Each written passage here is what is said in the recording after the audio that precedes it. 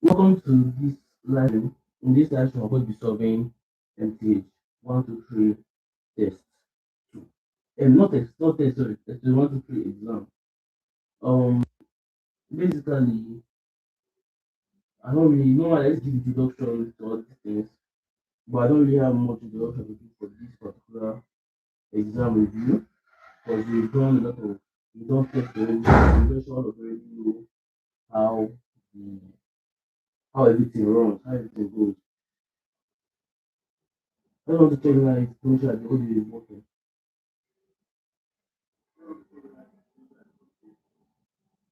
I don't want to check my information at the audio is working. It feels a little bit damp out. So let me bring the device that's recording here. Yeah, it sounds more. Yeah, it sounds more clear now than the audio is here. So I'll go with this. So I'll go with this. That everything is working. After some time, I'll check it to make sure that it's still running. Okay. Um. So thank you for joining this. Basically, we are going to be solving. I'll say this like 3 times. We're going to be solving the exam for MTH 1, 2, 3. Okay.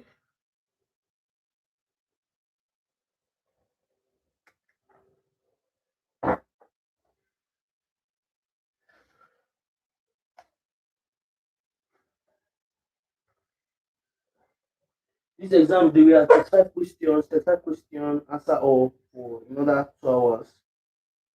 So, as always, I'm not going to take a little time. I'm going to take a lot of time in explaining every single thing that needs to be explained under the topic. And we'll begin from question one. Question one says, if the divergence of A is equal to 0. Now, how do I know that is the divergence? Whenever you see nabla dot A, nabla, sorry, whenever you see nabla dot A, this implies divergence. Whenever you see nabla cross A, this implies coil.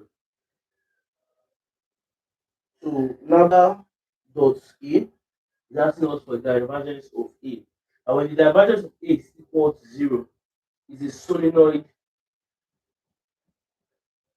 vector. Okay, when it's not equal to 0, it's a non-solenoid vector.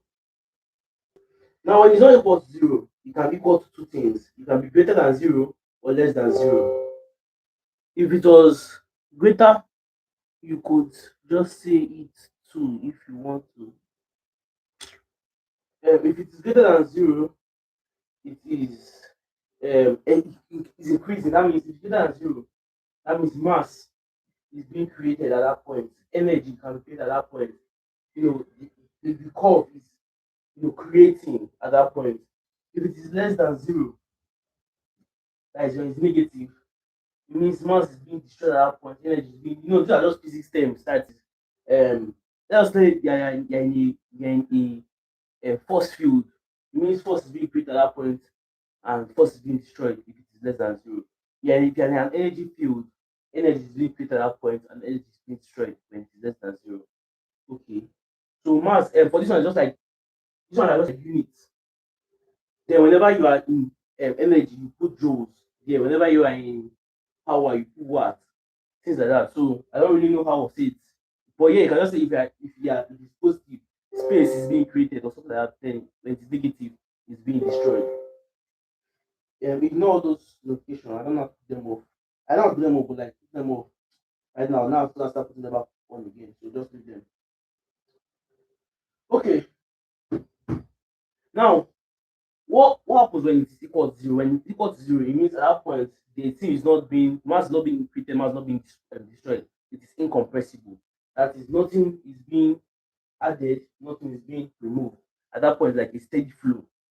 That's what it means for the divergence to equal to 0. And that's the solenoid vector. Let's look at the options. Option A says a sole vector, which is wrong. It's not solenoid, the road there. It is sole vector. Don't get it confused. Whenever you see this is not like a normal standard secondary school exam. Let me see if I can mute this. This is not like a standard secondary school exam that whenever you don't see the option, they'll tell you to go for the closest option. No, in invest whenever you don't see the option, it means they purposely didn't put the correct option there. So you have to skip there and look for the correct option. Option B says irrotationary. No, it is coil that have to do rotation.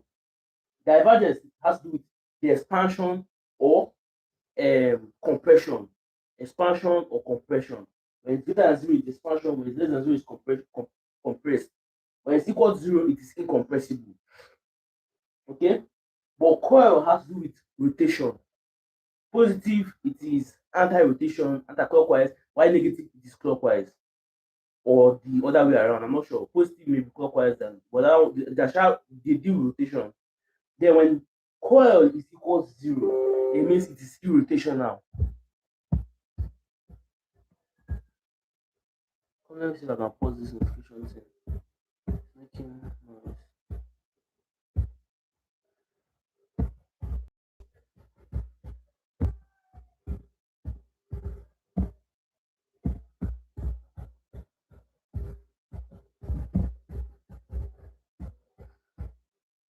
Okay, I put on focus mode. I just pray that the focus mode will not affect the apps that are connected, because there are a lot of apps that are connected to my other device, so as the live stream can go on.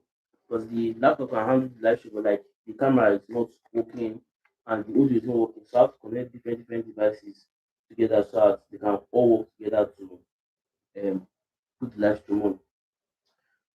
So let me just continue the explanation. So when it is still rotational, it has to do with coil. I'm explaining this because in next day they can decide to ask on other topics. They can decide to ask for coil, they can decide to ask for other things.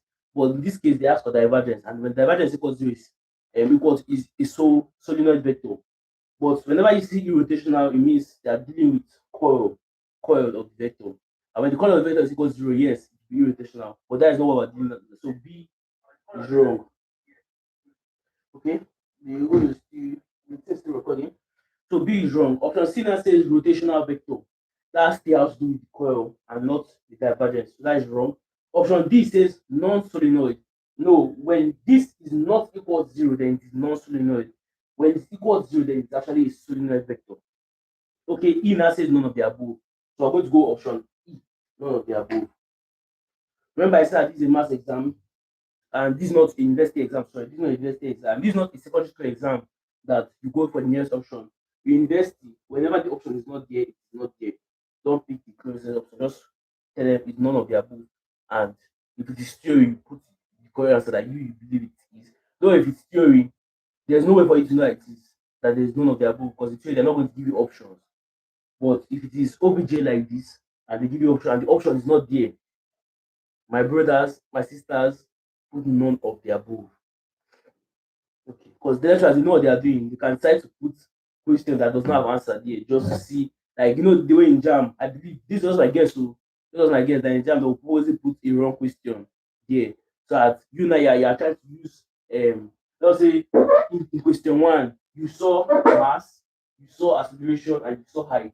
You now multiply all of them. You now got your answer in that option one, in that question one. You now go to question two, and they ask for force. You now saw only mass, then you saw only acceleration. You now be confused. In the other question, they ask for force and they give you mass, acceleration, and height.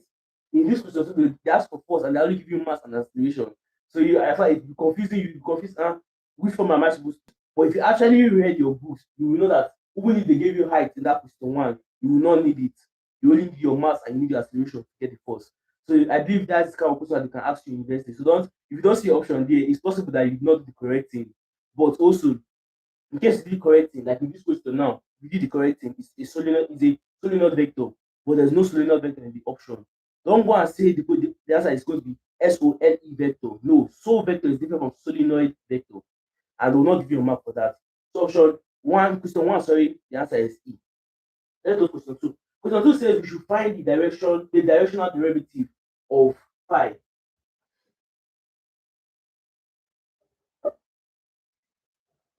Okay, they say that phi is equal to 4x z squared plus x squared y z. We should find the directional derivative of phi at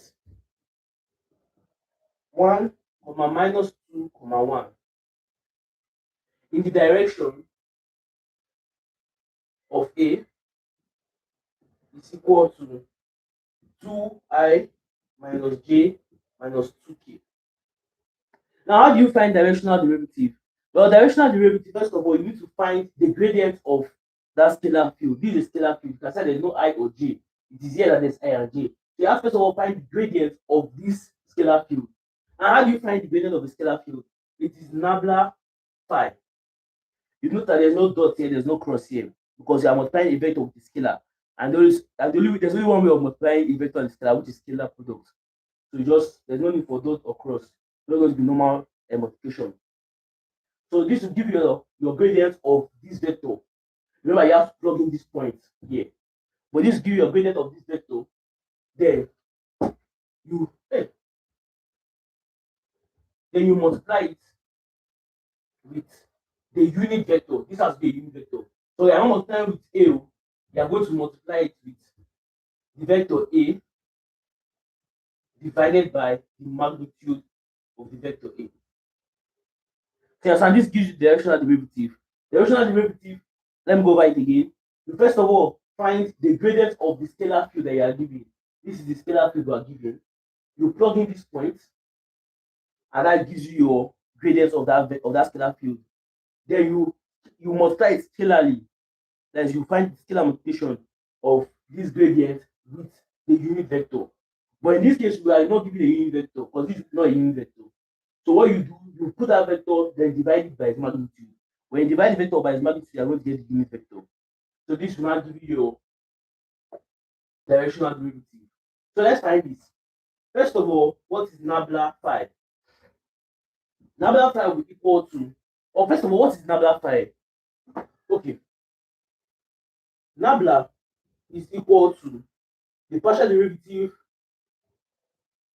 with respect to x, I, plus the partial derivative with respect to y, j, plus the partial derivative with respect to z, k. So this is nabla. So nabla phi will equal to the partial derivative of phi with respect to x, I, plus the partial derivative of phi with respect to y, j, plus the partial derivative of phi with respect to z, k, where I, j, and k are unit vectors in the x, y, and z direction. So the partial derivative of phi is going to equal to the nabla of phi is going to equal to partial derivative of phi with respect to all these things. So what is phi? Phi is equal to 4xz squared plus x squared yz. Let's find this term, and this term. The partial derivative of phi with respect to x, everything here, z squared will be constant, yz will be constant. So you have 4z squared, then differentiate x. When you differentiate x, you're going to get 1. So that will be 4z squared times 1, which is equal to 4z squared. Plus, you are keeping x squared, you are keeping yz constant, sorry. So you have yz. And you are differentiating x squared. If you differentiate x squared, you're going to have 2x.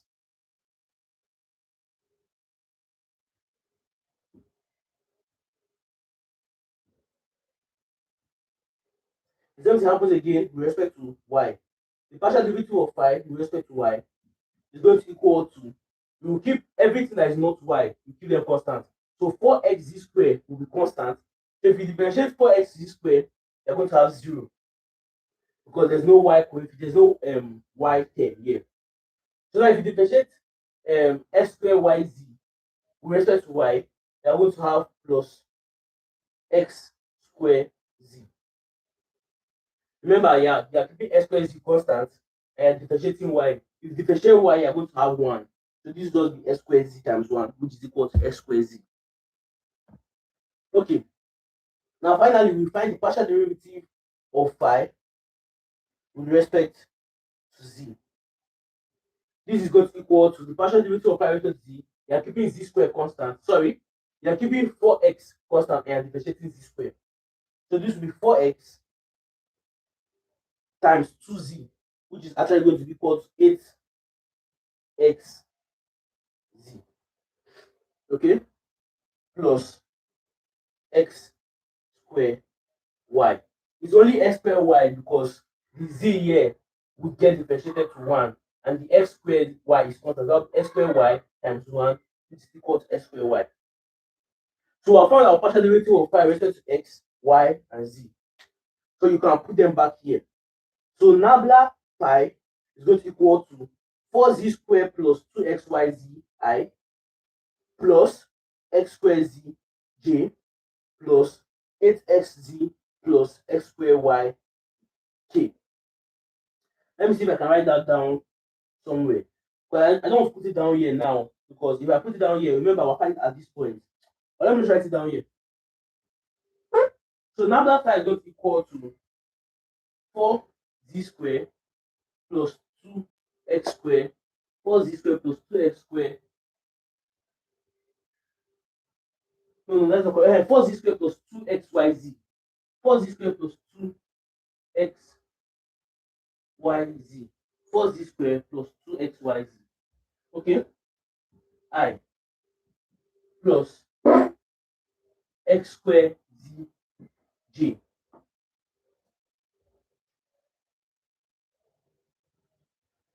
plus 8xz plus x squared y k.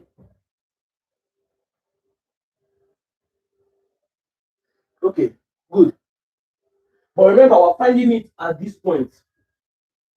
1, minus 1, 1. What does that point mean?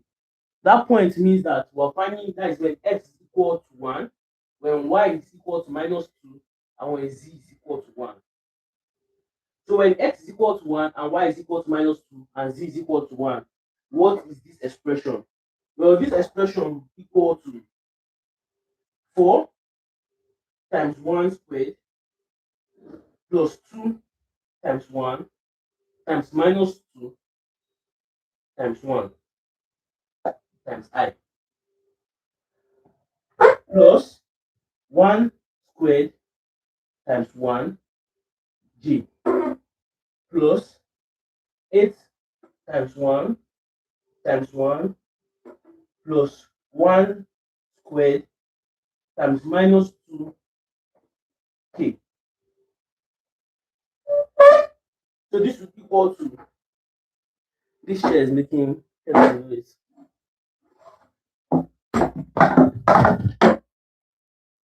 Let's see if I can get another one.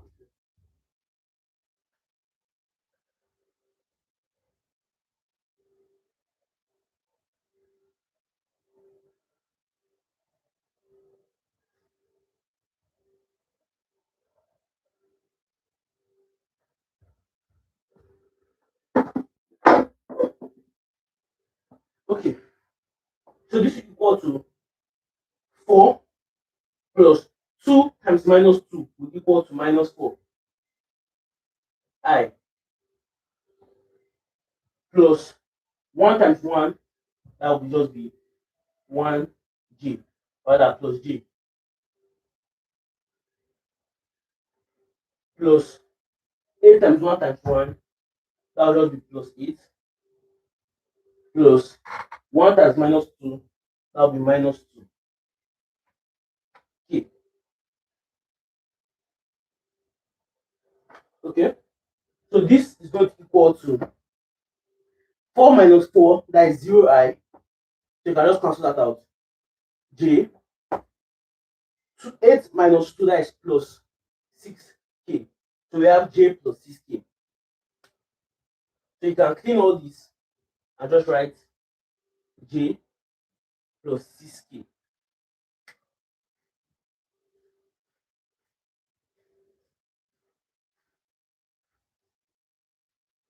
Now let's find the unit vector in the direction of A.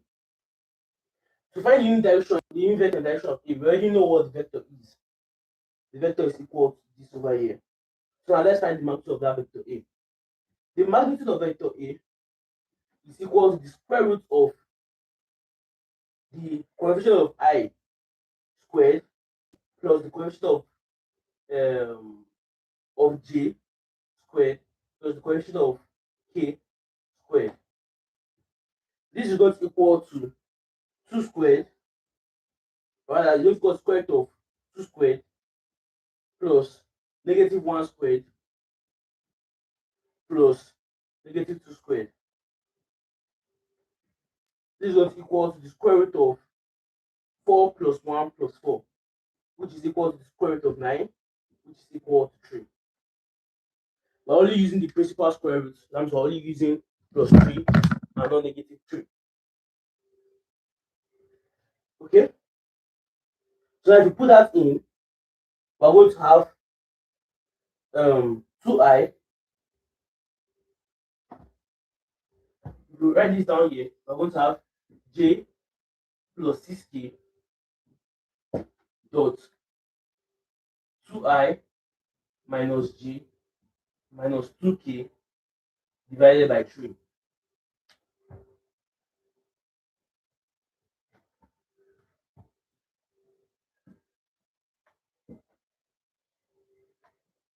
So you have 2I minus J minus 2K divided by 3.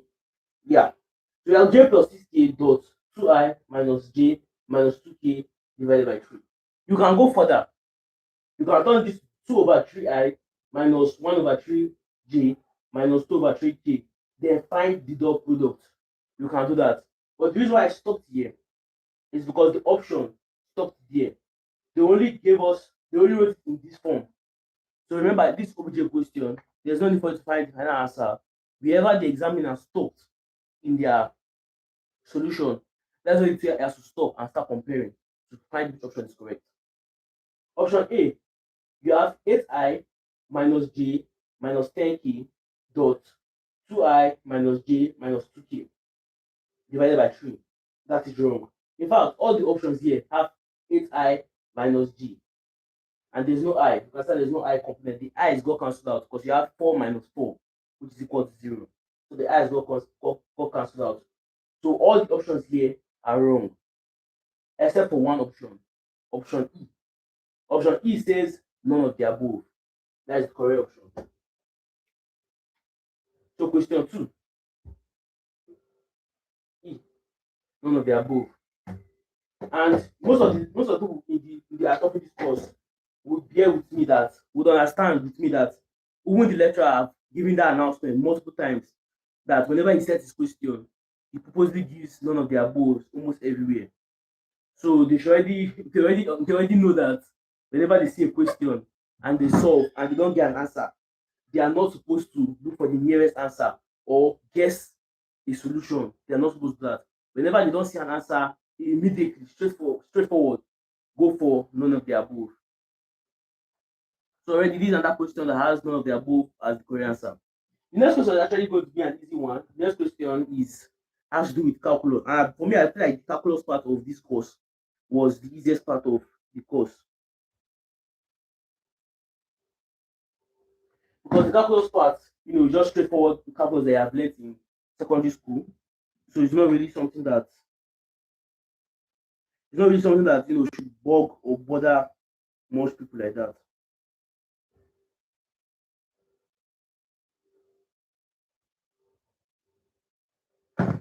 Okay, let's go to question 3 now.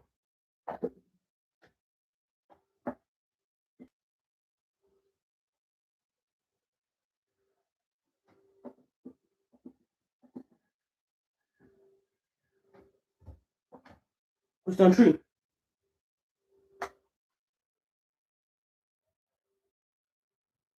Okay, still recording. 20 minutes. Okay, question 3 says we should find or should calculate. Let me try to be fast.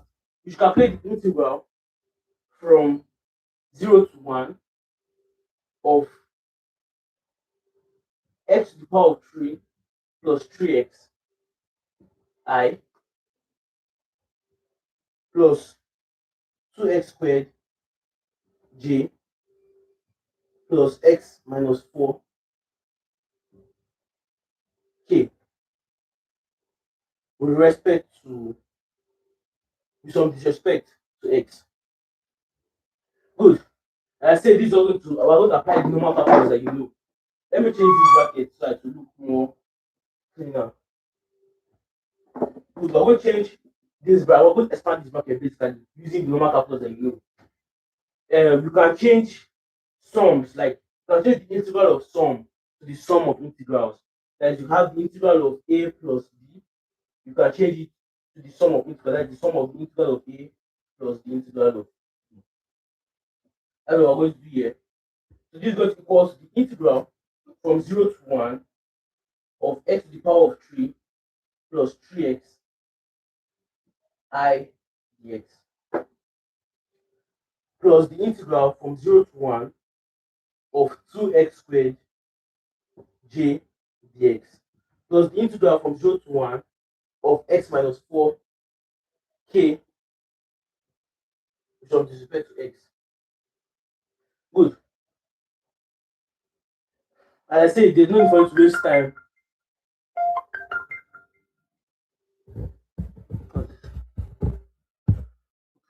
There's no need for you to waste time expanding like this. You can just go straight forward and do the integral from here. Since it's OBJ, nobody checking your work. But you want to follow step by step here. So this is going to equal to the integral. First of all, let's integrate this. This will be x to the power of 4 divided by 4 plus 3x squared divided by 2 from 0 to 1 I plus 2x to the power of 3 divided by 3 from 0 to 1 plus x squared divided by 2 minus 4x from 0 to 1 k. So you are going to find the upper limit minus the lower limit. There's no need for us to find the lower limit because by the time you put s equals to 0, this equals 0, this equals 0, and this equals 0. So there's no need for you to put s equals to 0. Let's just find the upper limit. The upper limit is not equal to 1 divided by 4 plus 3 divided by 2 I plus 2 over 3 j plus 1 divided by 2 minus 4 k. This is going to equal to, let's turn it to 6 over 4. That will be 7 over 4 I plus 2 over 3 j plus negative, this will be 8 over 2. So that will be negative 7 over 2 k. Let's write it down together. Negative minus 7 over 2 k. Good. Let's check the options. Option A, we have 7 over 4 I minus 2, wrong. Option B, 7 over 4 I plus 2 over 3 j minus 7 over 2 k. That's correct. Option B is correct. Question 3, we have option B.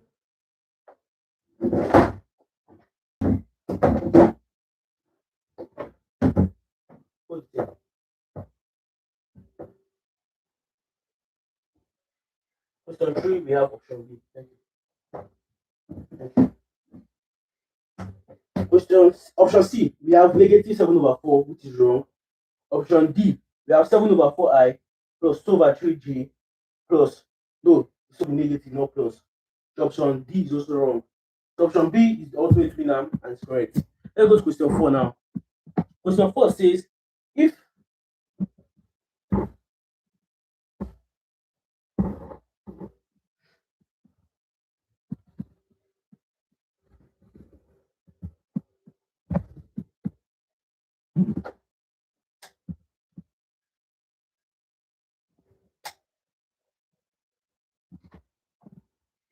question 4 says if 5 is equal to x to the power of 3 yz plus xy squared z to the power of 3.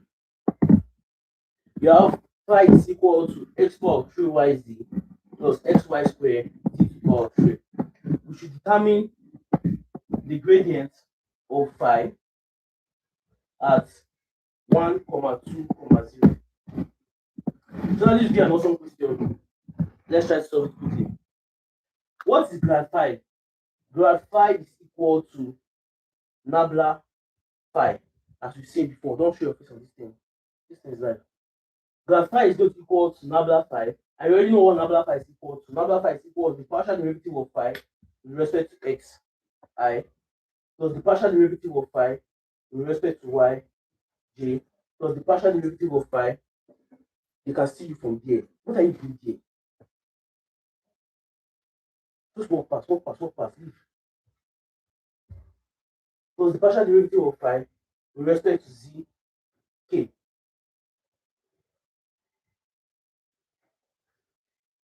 Okay. Now if you find the partial derivative of phi with respect to x, you find the partial derivative of phi with respect to y, find the partial derivative of phi with respect to z. And then you plug in at this point, you get your answer.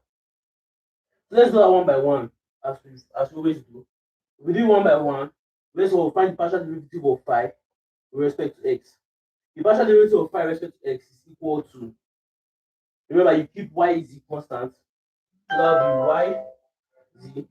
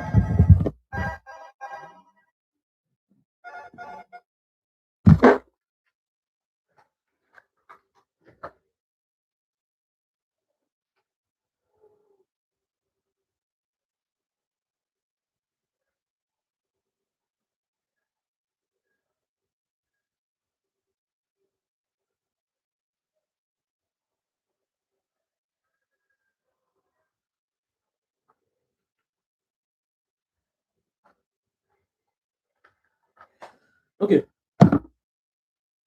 So we have the partial derivative of phi with respect to x. You keep y is constant, differentiate x to the power of 3. That will be 3x squared.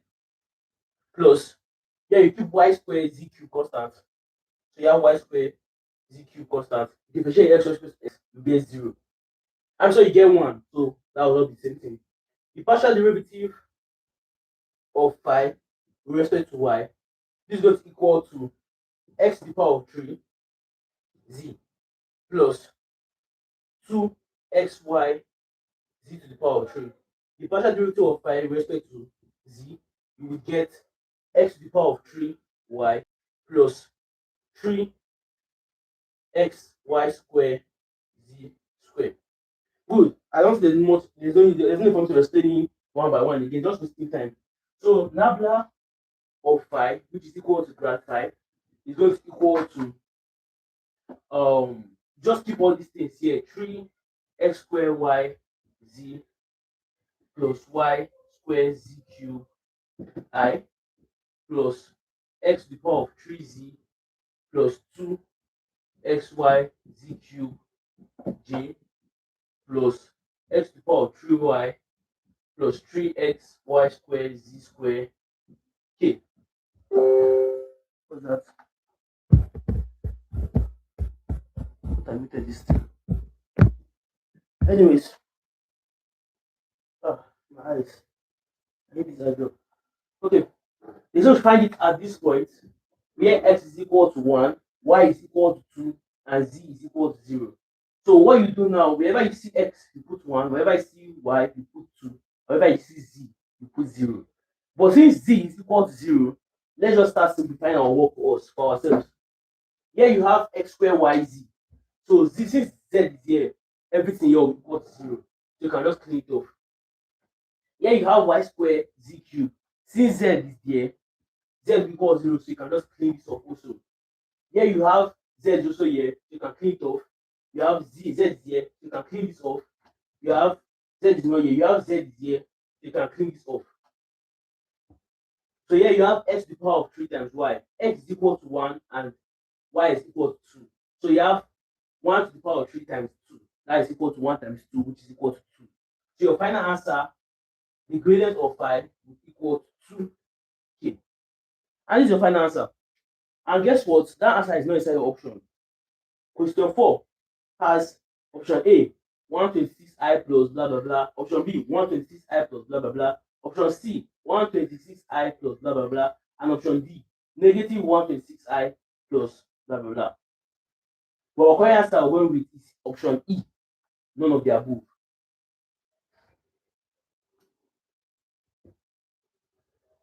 Question 4, we have option E, none of the above. So it's not really that there's no need to overthink it. Whenever you don't see your answer inside the option and you are sure you did the correct thing, the answer will be none of the above. Because I've already got to and verify, cross check, they put the answer as none of the above. Because in the test, in the class for they gave here 1, 2, 3. If here was 3, you would have gotten 126. Then you can try by yourself and go back to check what I wrote down up here. Plug in x equals 1, y equals 2, and z equals 3. You get 126 there. Then that would have been your correct answer. But since in this exam they gave 1, 2, 0, all those zeros cancel out, leaving you with only the gradient of 5 which equals 2k.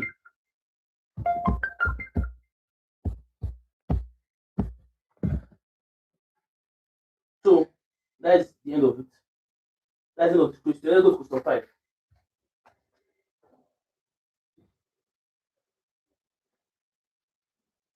Question 5 is an easy one. No need. There's no much question here. But question 5 says that 5 goes like this. Find okay, no. Question 6 is the one that I thought was the one that I know to explain more. But let's look at question 5. Question 5 says we should find unit normal vector. Okay, we should find unit normal vector to the surface. X to the power of 3y plus. So basically, let us say 5. No, let us say like this. X to the power of 3y plus 4x z squared plus x squared y z plus 2 is equal to 0. Find the unit normal vector to the surface of this is equal to 0 at the point 1, 3, 1.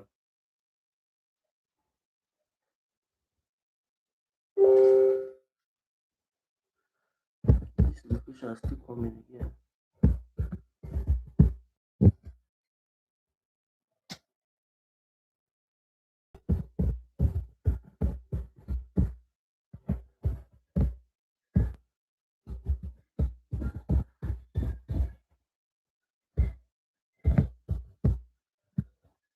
I think that will stop the operations.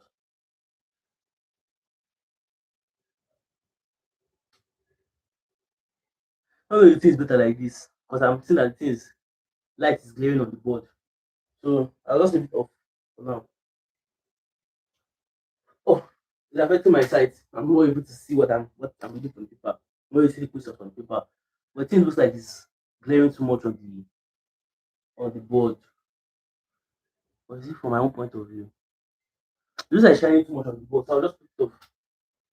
I'll put it off so you can see the board clearly. Okay. Question 5. Find the unit normal vector. So this is our vector. But find the unit normal vector at this point. So what do you know? This will equal to nabla of 5. We'll call this 5 divided by the magnitude of nabla of 5.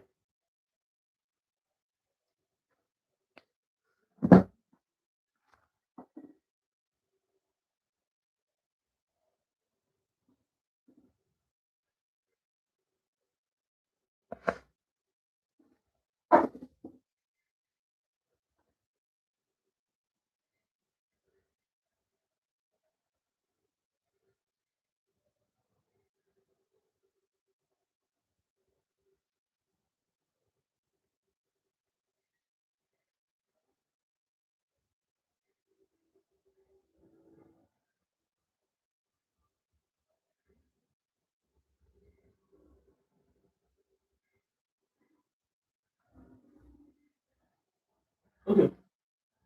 Now what is nabla of 5? Nabla of 5 is gone over this again. This is going to equal to, or let's first of all, let's find the nabla of 5. Once you find the nabla of 5, it's easy to find the magnitude of nabla of 5. So nabla of 5,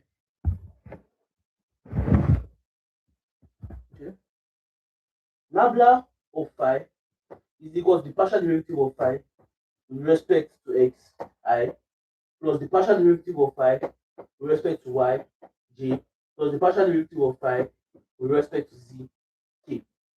The partial derivative of phi with respect to x, you will get 3x squared y plus 4z squared plus 2xyz I plus the partial derivative of phi with respect to y, you get x to the power of 3 plus 0 because there's no y here plus x squared z because y will change to 1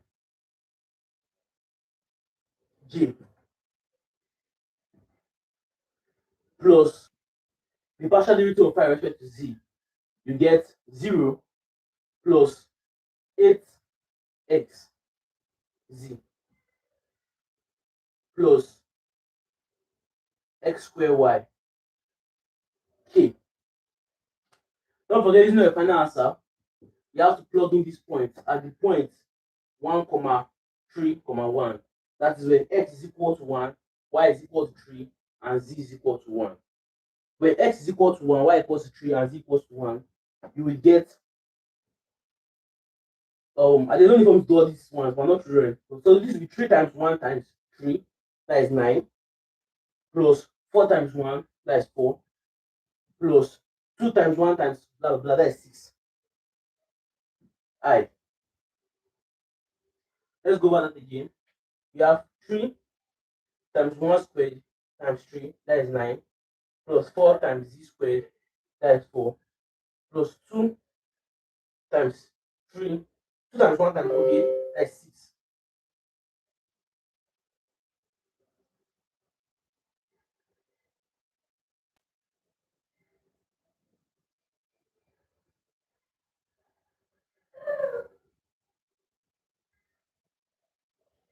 Okay? Plus,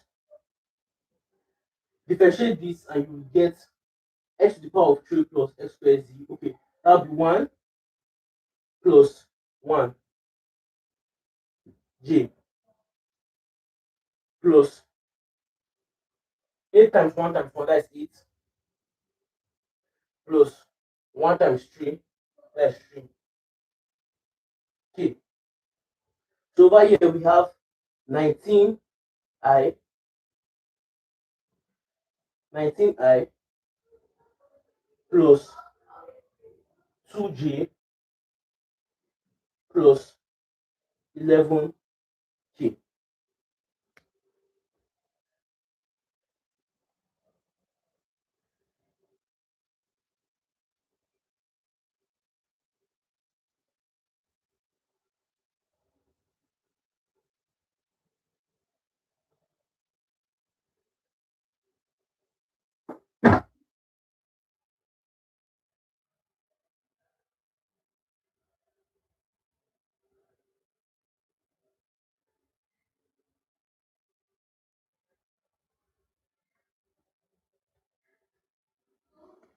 Oh wait, I'm just seeing the question now. The question says x y squared z. The question says x y squared z and not x squared y z. X y squared z. I'm not going to go over to change the whole thing. I'll just go straight forward to where the things are affected. Over here, this is supposed to be y squared z. Yeah, if you differentiate this with respect to y, you're supposed to have 2xyz. Yeah, this will be 2xyz. Then over here, you differentiate this of x to z, you're going to have xy squared. Xy squared. It's just a slight error. It's not supposed to be x squared y z. It's supposed to be xy squared z. Okay. So you put in your point again. You're going to have 3 times 1 times 3, that is 9. Plus, okay, let us where it is affected. Y squared, that is 9, that's 3 squared, that is 9 here. Then over here, you have 2 times 1 times 3 times 1. So that will be 6. Then over here we have xy squared, that will be 9. Okay, yeah, 9 plus 9, that is 18, 22. I had already solved it before, so I'm confused now. Why is the final answer here different from what I've gotten before? That's why I said, let me also go and confirm the question. I saw this at this place. I wrote down the wrong question here. Okay, 1 plus 6, that is 7. And 8 plus 9, that is 17. So I say this is just the first part of it. We found Nabla 5. But this is not the final answer. They say the unit normal vector. So we have to divide it by its magnitude. Once you divide by its magnitude, you are going to get the unit normal vector. Once divided by its magnitude, you are going to get the unit normal vector.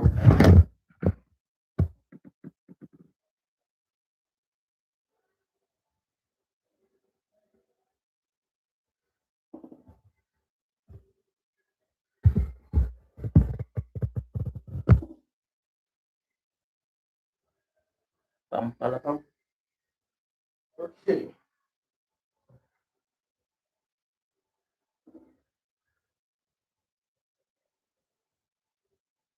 Now let's find the magnitude. I'm going to clean all this up.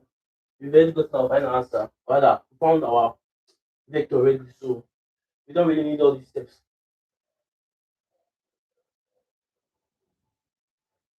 So we have Nabla 5 is equal to 22i plus 7j plus 17k. Now let's find our magnitude of Nabla 5. The magnitude of Nabla 5 is going to equal to the square root of 22 squared plus 7 squared plus 17 squared. This is equal to 22 squared is equal to 2 times 11 both squared. That will be 4 times 122. That will be 484. So we have the square root of 484 plus 49 plus 17 squared. 17 squared, I can't read that in my head. Or can I? We have 16 plus 1 all squared. That will be 256 plus 32 plus 1. 256 plus 32, that will be 288. So this will be 289. So let's add that all together. We have 484 plus 49 plus 289. 9 plus 9, that is 18. This is 22. 2 carry 2. This is 10. This is 18, 19, 20, 21, 22. That's 22 again. This is 2 plus 4, that's 6. This is 8. We have 822.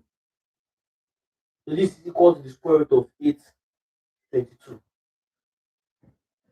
So what did us find? They asked us find this. So our final answer is going to be equal to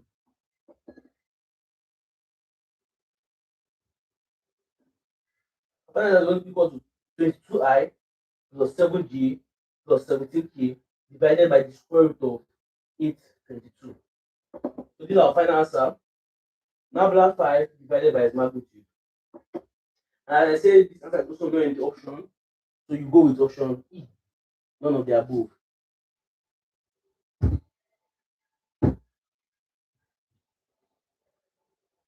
Option E, none of the above. As I've said before, most of these questions are gotten from past questions. So what they did is just change one value. That is, whenever they give you this point, they just changed one value. And that value that they changed will change the solution answer to the question. And they changed the answer to the question without correcting the options that were given. That's why most of the options in these exams we have none of them. That's for the beginning part, Sha. The beginning part, most of them were gotten from past questions. That's why most of them in the beginning part have none of the above as the answer. Because I say I have explained, most of them are gotten from past questions and they changed one value. And that value that they change will change the answer that you get. But they did not correspond to change the options, just like the options like last year's one. So that's why you're not seeing the answer inside your exam. Let's go to question 6 now.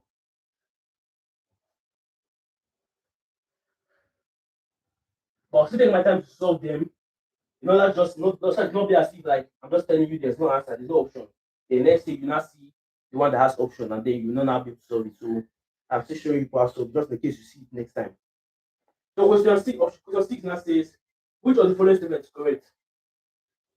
We have the derivative with respect to u of the vector a dot b. Now, this here is a product, and we know the product so this is equal to, you remember, you keep a constant, differentiate b. Then what? You keep b constant, differentiate a.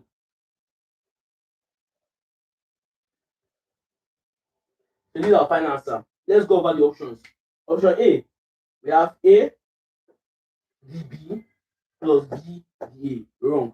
We have a cross, option B now, we have a cross b. Wrong. Option C, we have a dot db du, okay, plus b db dA. Wrong. Option D, we have a dot. Wrong. The correct option is E, none of the above.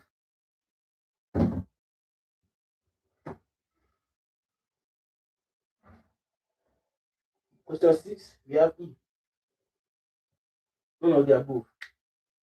Let's go to question 7.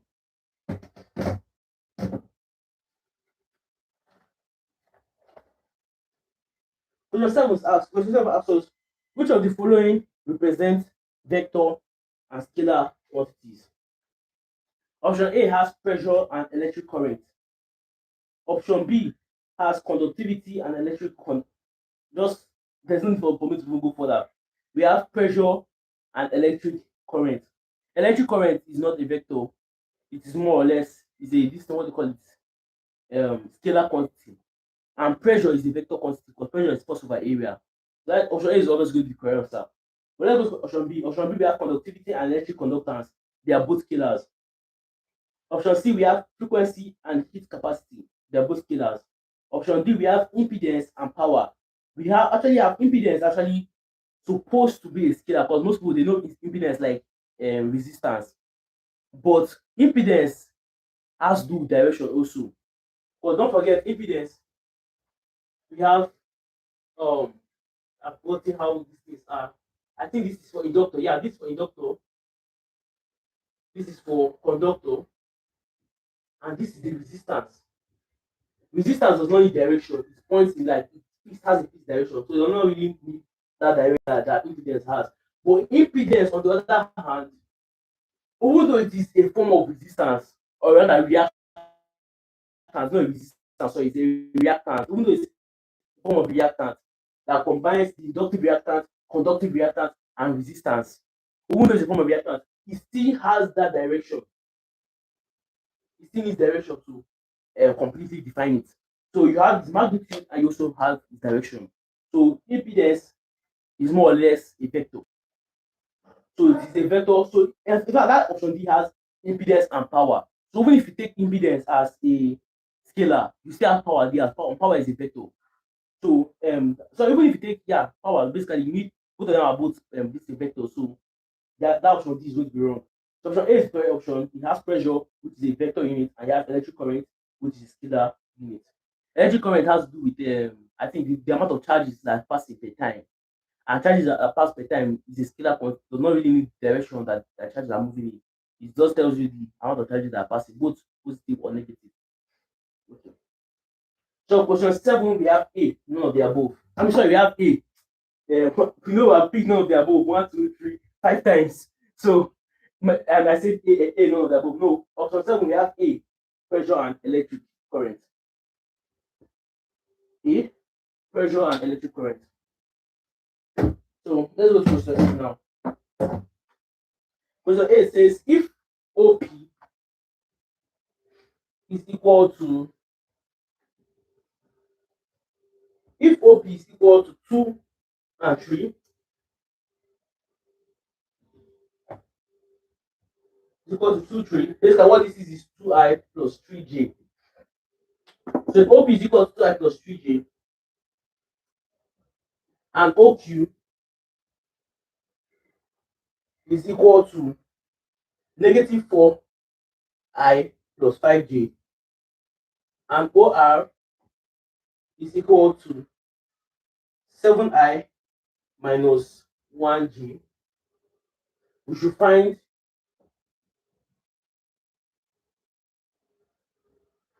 QP and RP. Now, how do you find QP and RP? They are giving OP, OQ, and OR. Now, let me draw some things for you people. If you have the Cartesian plane like so, right, and you have a point, let's call this point A. This point O, that's origin, that point A. And you have another point B. And let's say you want to find A to B, that is AB. If you look at it, vector OB is equal to something. Vector OB is equal to vector OA plus vector AB. Remember, this is what you're looking for. So where you're going to move this to the other hand side. So you have vector AB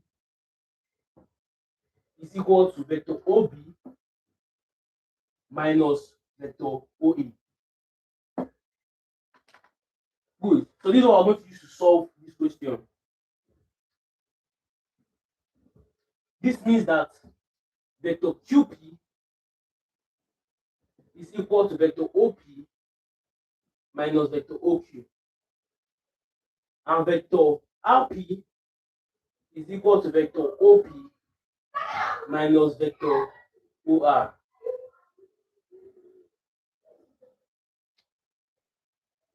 Good. So QP is equal to what? OP, which is 2, 3, minus OQ, which is negative 4, 5. This equals to what? 2 minus 4 is equal to 6.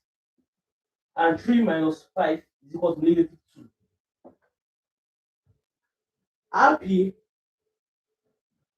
is equal to OP, which is 2, 3, minus OR, which is 7, minus 1. This is equal to negative 5 and 4. Let's check our options. Option A, I actually failed this question. That is, which other question did I fail here? I failed question 1. Question 1, I picked non-solenoid. Okay, I also failed this question. This is the second question I failed.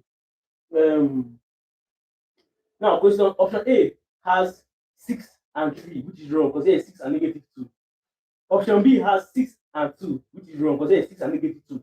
Option C now has 6 and negative 2. It has negative 5 and 4. But it also gave us 11, negative 6, just like that. It gave us this one, which is correct, but it also gave us 11 and negative 6. The lecturer said no, that 11 and negative 6, even if it came out last year, that is, I think yeah, there was supposed to be I find QP, I find RP, then there's a comma here for you to have added I find a third thing. But they did not tell us find that whole thing. Just put like in the options, just left it there as 3 things to find. So all of us in the exam, most of us, we all thought that okay, that 11 and negative 6 was to omit it, was just ignore it. But let's just say no. As long as I had the option, you're not supposed to ignore it. He gave that answer as none of the above. So option 8, none of the above.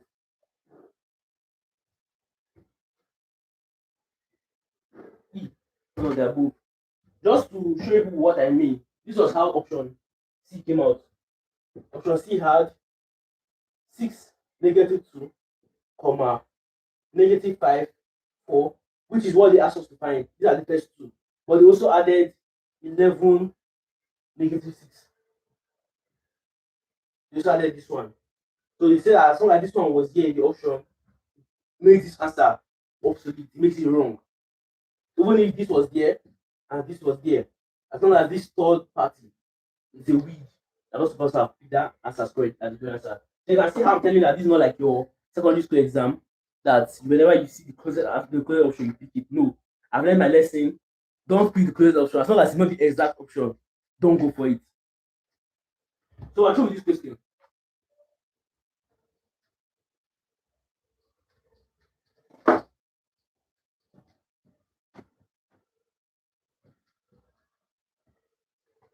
Question 9. Question 9 says we should find the unit vector in the direction of the vector A.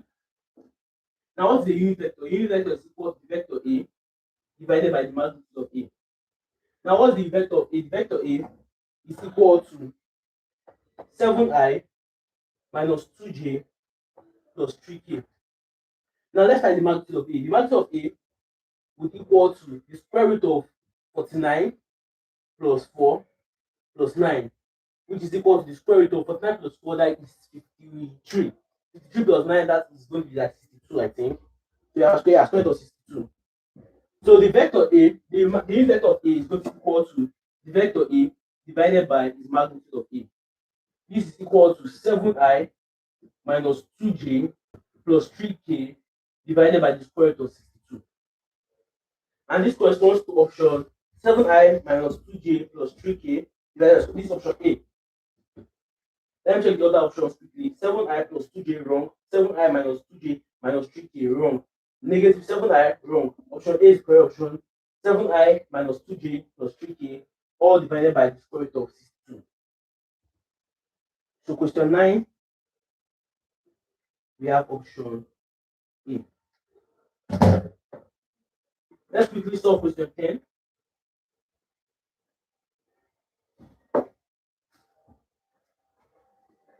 Question 10, find the direction cosine of the vector. I've explained direction cosine in the test review very well. Direction cosines, there are infinitely many direction cosines. There's no one direction cosine. No. Direction ratio. Direction ratio, there are infinite direction ratios. But direction cosine, there's only one direction cosine. That one direction cosine must have a magnitude of 1. While the other direction ratios are just in that direction, they don't have a fixed magnitude, so they are many, that you can multiply by different numbers. So let us find direction cosine. The direction cosine, okay. Now direction cosine, basically, what is the question yourself? Okay, question 10. They give us this vector A is equal to 3i minus 9j plus 2k. The direction cosine is basically just the unit vector of this vector A. If your direction ratio, you can multiply this vector A or divide it by any number except for 0. As I can multiply this by 2, and we have vector B is equal to 6i minus 18j plus 4k. This is also a direction ratio of B, of A, sorry, of vector B is also a direction ratio of A. But for direction cosine, that's option, that this thing, vector C. Vector C is going to equal to vector A divided by the magnitude of vector of A. Now, this is the only direction cosine of vector A. Vector B is a direction ratio. You can multiply by 2, multiply by 1, multiply by 0.5, multiply by any number you want, any scalar number. It's basically increasing the length of vector A or reducing the length of vector A.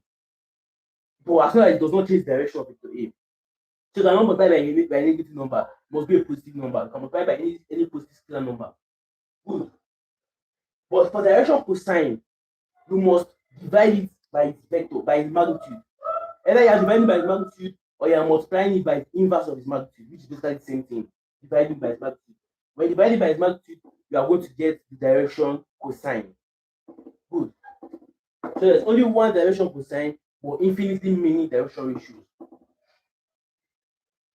So let's solve the answer to this question. The magnitude of A is going to equal to the square root of 9 plus 81 plus 4. This is equal to the square root of 94. So our direction cosine is going to equal to 3i minus 9j plus 2k divided by the square root of 94. Let's check the options. Option A, we have 3 divided by the square root of 94i minus 9 divided by the square root of 94j plus 2 divided by 5. Wrong. They say 2 divided by 5 instead of 2 divided by the square root of 94. So option A is wrong. In fact, option A, B, C, and D have 2 divided by 5k. So option A, B, C, and D are all wrong. And we have option E, none of the above. Option E, none of the above is the correct option.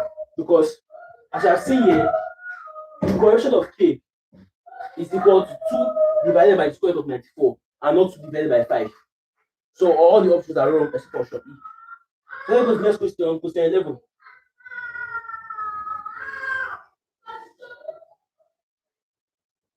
Question 11, we should find the slope of the horizontal and vertical line if given. Yes, this was another question I failed. When I saw this question, I was like, the question was confusing me. I don't read the whole thing because I was trying to finish fast. So when I saw the question, I was like, I read it to myself. Find the slope of the horizontal and vertical line. And I said, how do you want me to find the slope of a horizontal line and a vertical line?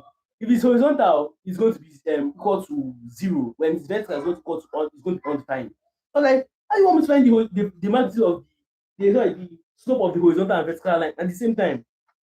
I just immediately left the remaining part of the question. I was like, I just laughed myself. I just said, what kind of question is this? I just left the remaining part of the question and I went to the option A. The slope is defined. B, the slope is 0. The slope is -1. The slope is undefined, and E, none of the above. Immediately I picked E, none of the above. I know the remaining part of the question. Because after the exam, when I was not preparing the marking guide, and I just said, let me read the complete question this time. Now I just laughed it off. I said, let me read the complete question. And I read the complete question. And I just saw that they gave us 2 points that we should use to solve for the slope. I was like, Jesus Christ, why didn't I just read the whole thing? So they actually give us 2 points, and it's those 2 points they are going to use to determine if that slope is for a vertical line or for a horizontal line. Or sorry, it's those 2 points they are going to use to determine if that slope is going to be positive, negative, or like to determine what kind of slope they are dealing with. Good. So those 2 points that were given, you have point A, 3, -2, and point B, you have 3, 4. So if you plug these 2 points, I'm going to talk about solve it graphically before I solve it mathematically. So if you plug these 2 points, we have when x is equal to 3, when y is equal to, let's call here, if I let me just write the normal way, you have 1, 2, 3. You have -1, -2, you have 1, 2, 3, and 4. So far, I've come downstairs. This is point A. I've come downstairs. I'm coming. Then why this is point B? So if you look at it, x does not change. X is equal to 3 here, and x is equal to 3 here. So these are going to be a vertical line. So the gradient m will be undefined. Another way you can solve this is the mathematical way, is using m is equal to y1 minus y2 or y2 minus y1 divided by x2 minus x1. So this is going to be equal to 4 minus 2, that will be 4 minus 2 divided by 3 minus 3. This will be equal to 4 minus 2, that will be 4 plus 2, that will be 6 divided by 0, which is undefined because they are dividing by 0. So you still have the same answer, undefined. And that corresponds to option D. The slope is undefined. So question 11, we have option D. The slope is undefined. I don't really know how I can pause this like one that part to record. So I'll give those parts. I went downstairs, I disconnected from the internet, so I do not record a blank screen. But the end of recording a blank screen, so I'll try my best to leave that part out. We finished question 11, as I've seen. Let's go to question 12 now.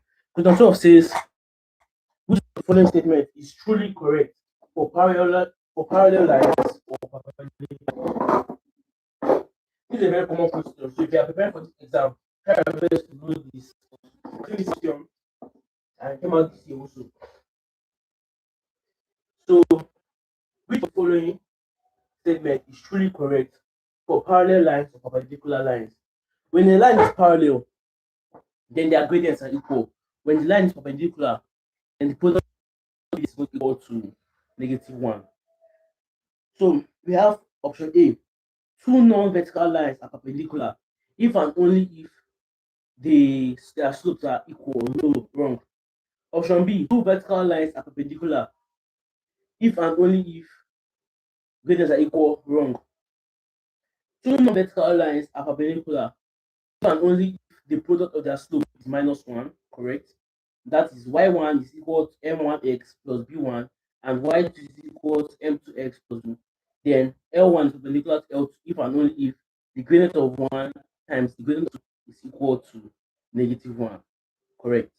Option D, two distinct non-vertical lines are parallel if and only if their gradients are not equal to each other. That is wrong.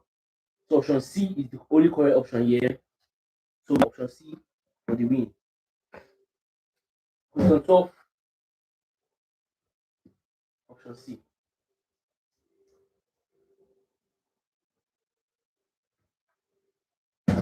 Let's go to question 13. Question 13 says, write the slope-intercept form of an equation.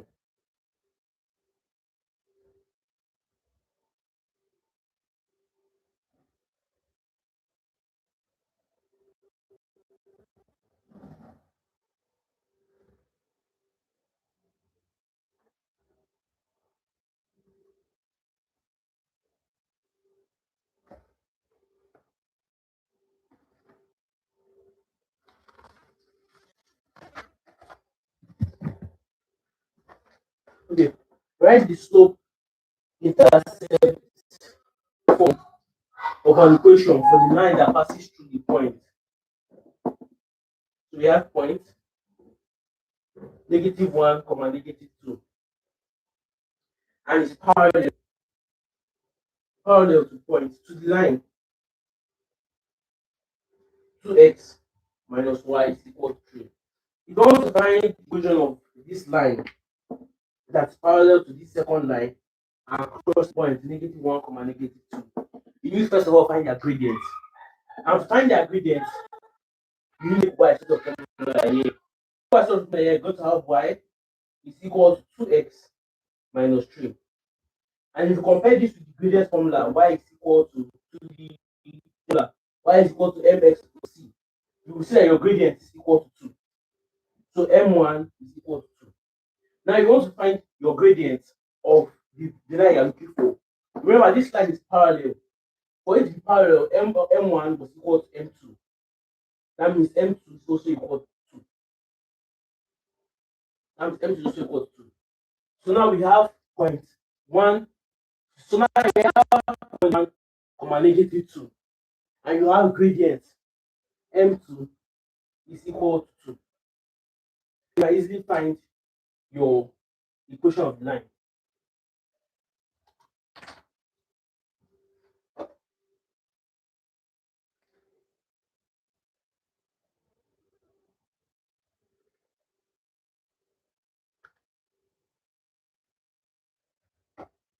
Now to find your equation of the line, you're going to use a formula.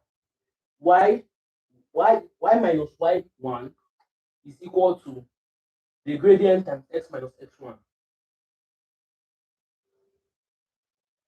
So we have y minus y1 is equal to the gradient times x minus x1.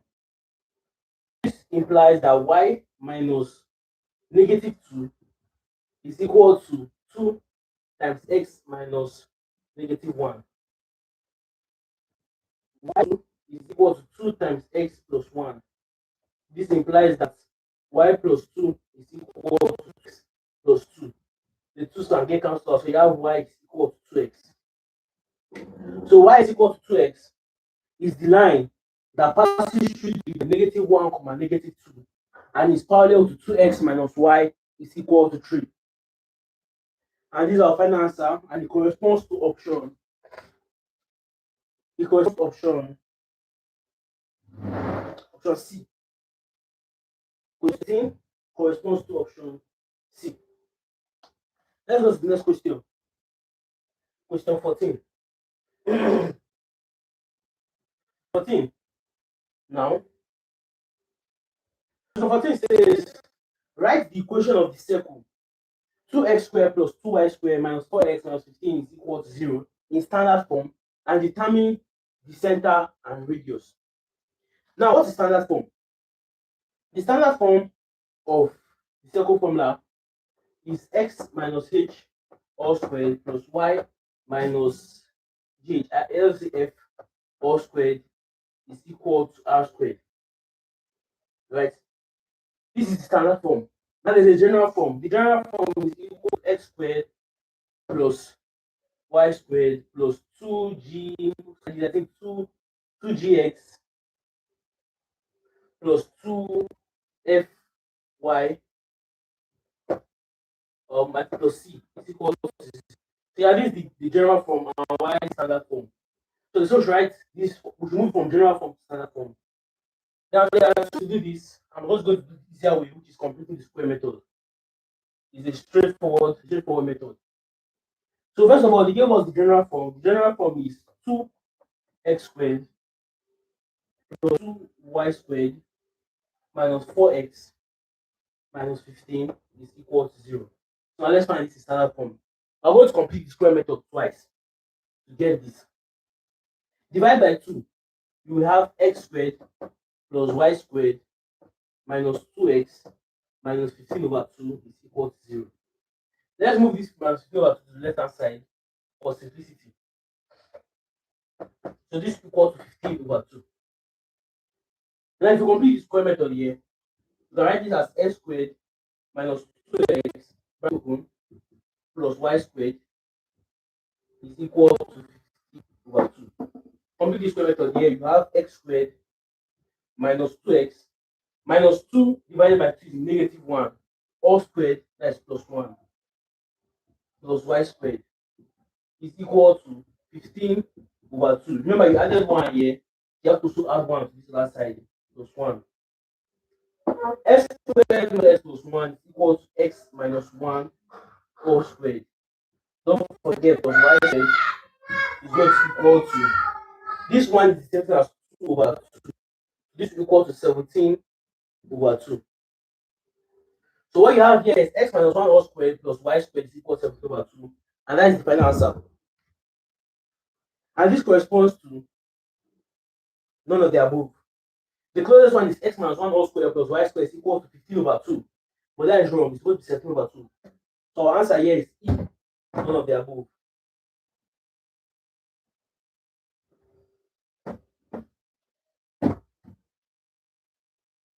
Clean the rest. Let's go to the next question.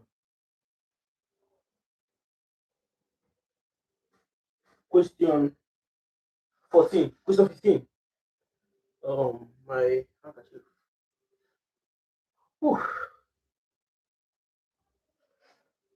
Question 15 says, which of the following statements represents the standard form of an equation of the parabola?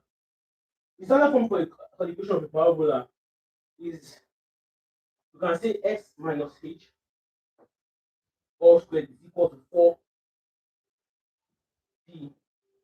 y minus f. You can say this. Most people will actually see it as x squared is equal to 4py. But whichever one, this one is more general, because this one is only fixed at the center. That's the origin point. That's when h is equal to 0 and f is equal to 0. While this one is more like at any point in the graph. There is the vertex can be at any point in the graph. So if it's written like this, the vertex is at h, f. Okay? The line of symmetry, let's say the LOS, is when x is equal to h. Okay? And it is going to be vertical like this. Let's say vertical. When you have x, no, when you have y minus f all squared instead is equal to 4p bracket open x minus h, or no, not all squared, x minus h. Then the vertex is going to be point h, f. The line of symmetry is going to be when y is equal to f, and it's going to be horizontal. It will be curved like this. So with this information, let's solve this question. Option A, you have x minus h all squared is equal to 4p y minus k. In this case, they use k instead of f, but it's the same thing. But just to put it in terms of how the option was given, we'll change our f to k's. All these are variables, so they are not really changing anything. Instead of f, we're using k. So hey, we have x minus h all squared is equal to 4p times y minus k. Good. The vertex is equal to h comma k. Good. And x is not equal to h. Wrong. Option A is wrong. Everything must be correct. If not, that option is qualified. B now. Which live stream is this? I'm seeing two lives here. Okay, this is the actual live stream. Okay. Option B now. You have x minus h all squared is equal to 4p. Everything is going on fine. And you have the x is equal to h. X equals to k. No. It's supposed to be x equals to h and not x equals to k. No. It's actually correct. Hang on, let me just confirm it. X minus h all squared. X minus squared is equal to 4p times y minus k. Okay, this one is wrong.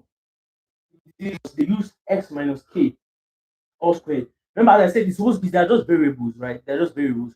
So if they put x minus k all squared is equal to 4p y minus h all squared, it would have been correct. But they use the same variable k and k here, so it is wrong. Option B is wrong. Option C, you have x plus h, wrong. That plus there qualifies it. Option D, you have x, or rather, if you saw plus there, plus x plus h, then at the vertex you saw minus h. That is, here they put x plus h, then here they now put minus h. It will be correct. The negative would have helped you and give you a correct answer. Because this of h, I put h is equal to minus h. Then here will become plus h and here will become negative h. So it will be correct. But since it is h here and still plus h here, then that's why it's wrong. Option D, you have x minus h all squared is equal to 4p times 1 minus k. The vertex is h comma k and x is equal to h. So option B is correct. Question 15. Option D is correct. Question 16 now. So we should simplify the expression. Okay. Let me write down. We should simplify the expression. The square root of x minus 0 all squared plus y minus p all squared is equal to the square root of x minus x all squared plus y plus p all squared.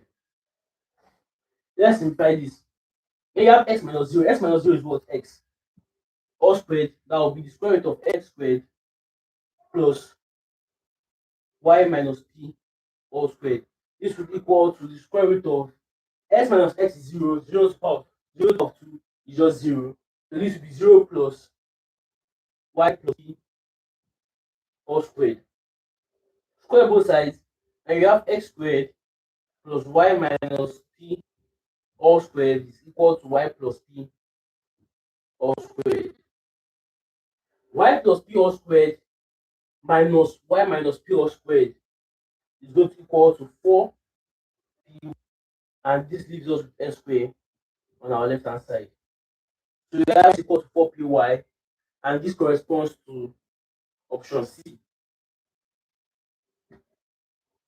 So this is basically how you get the equation of the parabola. Let me just give you an understanding of how this was gotten. If you have your parabola like this, here is your origin point 0, and here is your your focal point 0, p. Then this point here will be 0, negative p. Good. So your parabola will pass like this, right? So you have this point as x, y, and you have this point. Good. This point here will be x, negative p. I said that the distance here, remember, for a parabola, the distance between the point and a line should be the same as the distance from that point to the focal point. So you have x minus x all squared plus y minus p all squared. That will turn to y plus p all squared. That's for this line. And that is the line that you're getting here. This is the equation of line. Remember, the equation of the line is the square root of the difference of x all squared plus the difference of y all squared. While for this one, you have the square root of x minus 0 all squared plus y minus p all squared. That's how you get the formula for parabola. And this parabola is what? X squared is equal to 4py. So even without solving this, you can just, once you just graphically draw this, you now get that, okay, this is a parabola, that the equation of the parabola is equal to x squared minus 4 is equal to 4py. So whichever way you kind of solving it, you still end up with x squared is equal to 4py. And that's option C. Let's go to question 17 now. Question 17 says we should determine the vertex, axis, and direction of the parabola. Now, what's the parabola? The parabola we're given is x minus 1 over 3 all squared is equal to negative 1 over 4 times y plus 5.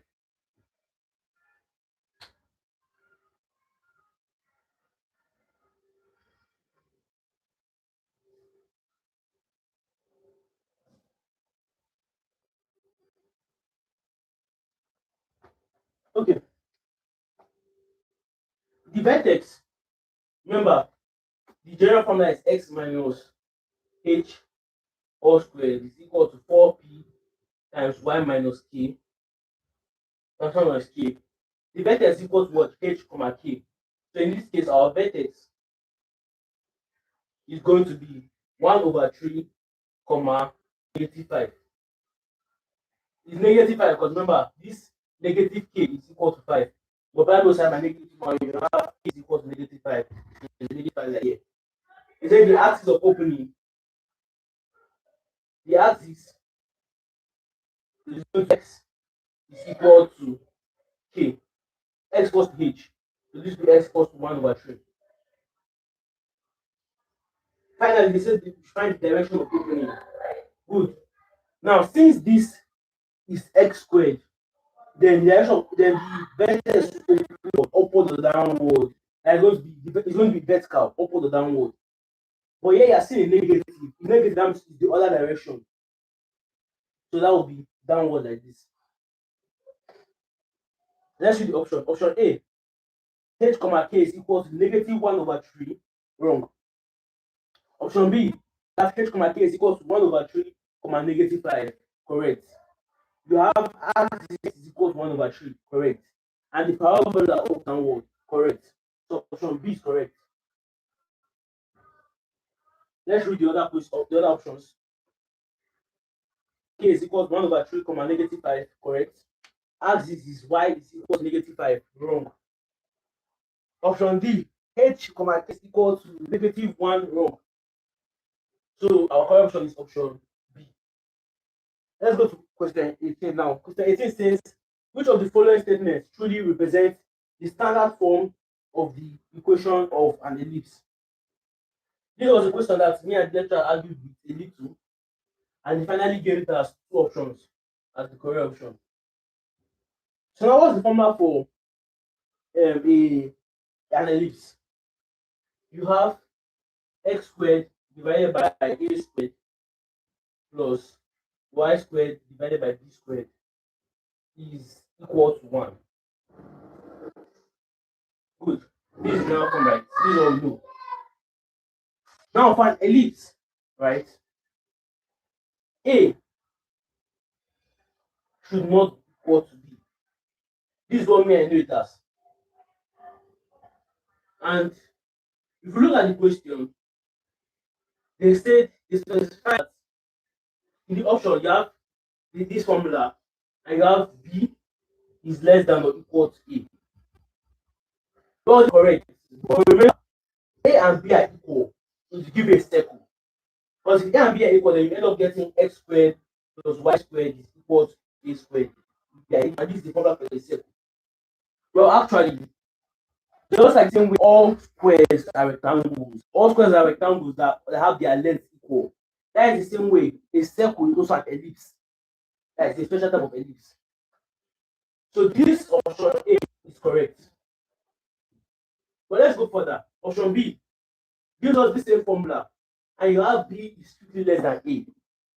Remember, I said first of all that A should not equal to B, because if it's equal to B, it's going to give you a circle. It can become confusing. Are you going to have equal to A, or are you not going to have this? Is it going to be strictly less than A? Like basically, which of the options are going with? Are we going to have less than or equal to, or strictly less than A? Well, it depends on you. If you look at the question and you see which of the following represents the standard form of an equation of an ellipse, people will go for this. You know that when it's equal to each other, but the lecturer end up saying both of them should be correct. So option B is also going to be correct. Now, if you go to Google, I said it's based on your own choice, but if you go to Google, Google will tell you that it's not supposed to be equal. Now, once they're equal, it will give you a circle. It's fair. That's the way I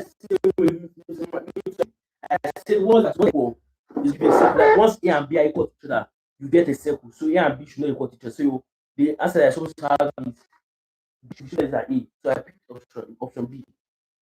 The teacher said no, that a circle is a special type of ellipse where the maximum axis, the major axis and the minor axis are equal to each other. Good and fine. So which of the options are we going to go with? We argued about the little until now move on to the higher lecturer. And that lecturer said you should give both, like you should just award the two options correct. So option A and B were awarded the correct answer. But if you were, just in case, next year you can decide to ask the lecturer beforehand to decide which option, which way is the lecturer thinking, or you follow the lecturer's textbooks. And the funny thing is that inside that textbook, the two of them were there. There was both less than or equal to, and there was also strictly less than. So it's just more or less your luck.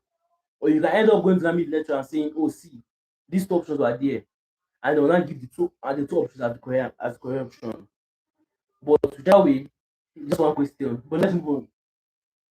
Option C now says x squared divided by a squared, blah, blah, blah, and you have b is equal to a, which is completely wrong. Because when b is equal to a, I'm going to have a circle. Completely wrong. Option D, you have b is less than a, but here you have x squared divided by b squared. It's not supposed to be x squared divided, it's supposed to be x squared divided by a squared. That's why option D is wrong. So the correct option is option A and B. Question 18. A and B. Yeah, what is the correct option? Let's go to question 19. Question 19 says, if you ask me which option is correct here, I'll go for strictly less than. Because when you have less than or equal to, that equal to will give you a circle. So me, I'll go for strictly less than.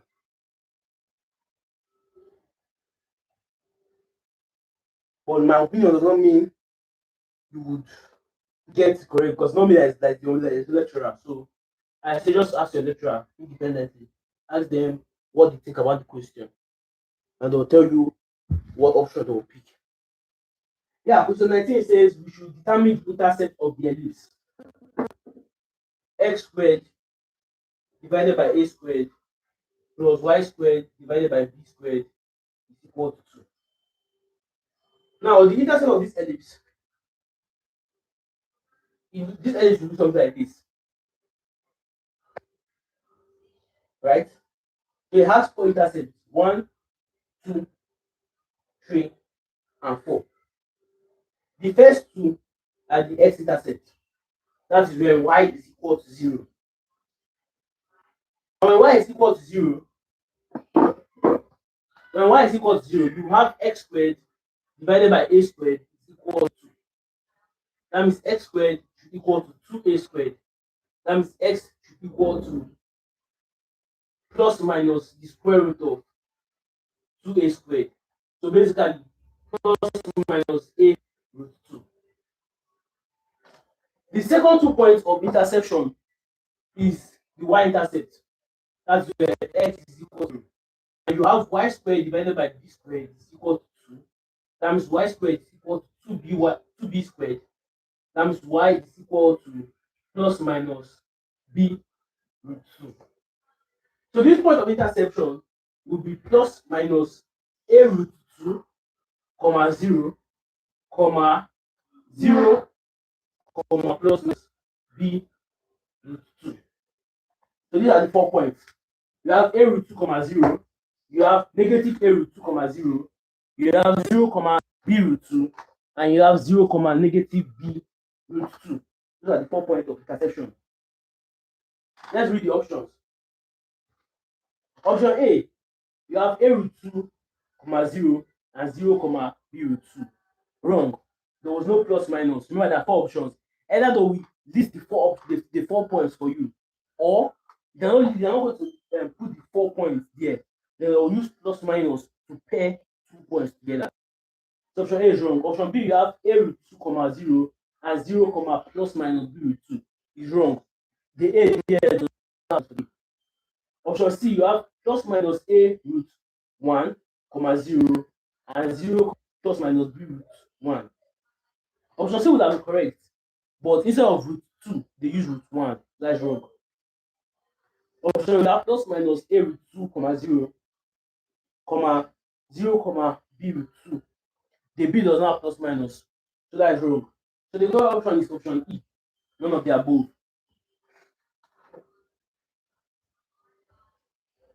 Question 19, E, none of the above.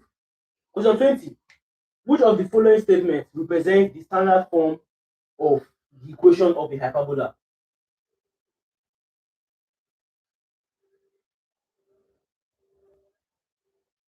The formula for a hyperbola is x squared divided by a squared minus y squared divided by b squared. Okay, good. Or it can actually be x squared divided by, sorry, it can actually be y squared divided by b squared minus x squared divided by a squared. But this represents 2 different forms of hyperbola. This hyperbola is like this. This is the x-axis, this is the y-axis, and cos only the x-axis. While this hyperbola is like this. This is the x-axis, y-axis, and the hyperbola cos only the y-axis. So these are the ways that the hyperbola can come. Option A, we have x squared divided by a squared minus y squared divided by b squared is equal to 1. Correct? Equal to 1. Okay. Where the foci is on the y-axis. In this case, you can say that the foci is going to be on the x-axis and not the y-axis. Why in this case the foci is on the y-axis? But option A calls this formula. So this foci is supposed to be on the x-axis and not the y-axis. So option A is wrong. Option B, x squared divided by a squared plus. So option B is wrong. Option C says x squared divided by a squared minus. That is correct. Where the foci is on the x-axis, option C is correct. Option C is correct. The foci is on the x-axis. But let's read option B. Option B says x squared divided by b squared. Wrong. It's x squared divided by a squared, not b squared. That's option A, B, and D are wrong. So option C is correct option. And automatically, whenever there's an option, that means option E is wrong. Because option E says none of the above. So whenever there's correct answer, that means none of the above is wrong. So don't go around and be spamming none of the above, none of the above, none of the above. Because there's sometimes that there are actually answers to the question. Okay. Let's go to another question. Question 21. Question 21 says, okay, question 21 has a before pre-information.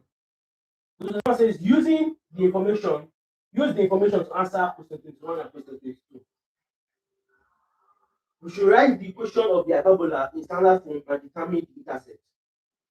So question 21, it finally says 2y squared minus 5x squared is equal to 6. But it says hyperbola. So remember, you are going to divide all through by 6. So you have y squared divided by 3 minus 5x squared divided by 6 is equal to 1. This is not the end of it. you have y squared divided by 3 minus x squared divided by 6 over 5 is equal to 1. Good. We should find the equation of the hyperbola, which is this, in standard form, and determine the intercept. Now, the intercept will only be y. That is when x equals to 0. So only finding the y-intercept when x equals to 0. The reason why you're not finding the x-intercept is because remember, this hyperbola is like this. It does not cut the x-axis at all. It only cuts the y-axis. That's why you're only finding the y-intercept. You can try it by yourself. Try finding the x-intercept. That is make y equal to 0. If y is equal to 0, then this will be x squared is equal to a negative number. That's why we're going to have an imaginary answer. That's why you only find the y-intercept for this particular type of parabola, where the x square has a coefficient like negative. Good. So now let's make x equal to 0 to find the y-intercept. This will be y squared is equal to, that means y is equal to plus minus root 3. That means your intercept is going to be 0, comma, plus minus root 3. And this corresponds to option. Let us go. Option A says y squared divided by 3 plus, wrong. Option B says y squared divided by 3 over 2, wrong. Option C says y squared divided by 3 minus x squared divided by 6 over 5, correct, is equal to 1, correct. And 0, comma, correct. Option C is correct. It's 1 C. Option D says y squared divided by 3 minus x squared divided by 5, wrong. That 5 there is equal to 6 over 5. And they don't put plus minus. So option D is wrong. Question 22 now says, let's go to question 22 now. Question 22 says, option 2 gives us 2x squared minus y squared is equal to 3. Remember, find the equation of the hyperbola in standard form and determine the intercept. So we have 2x squared divided by 3 minus y squared divided by 3 is equal to 1. Okay. So this implies that x squared divided by 3 over 2 minus y squared divided by 3 is equal to 1.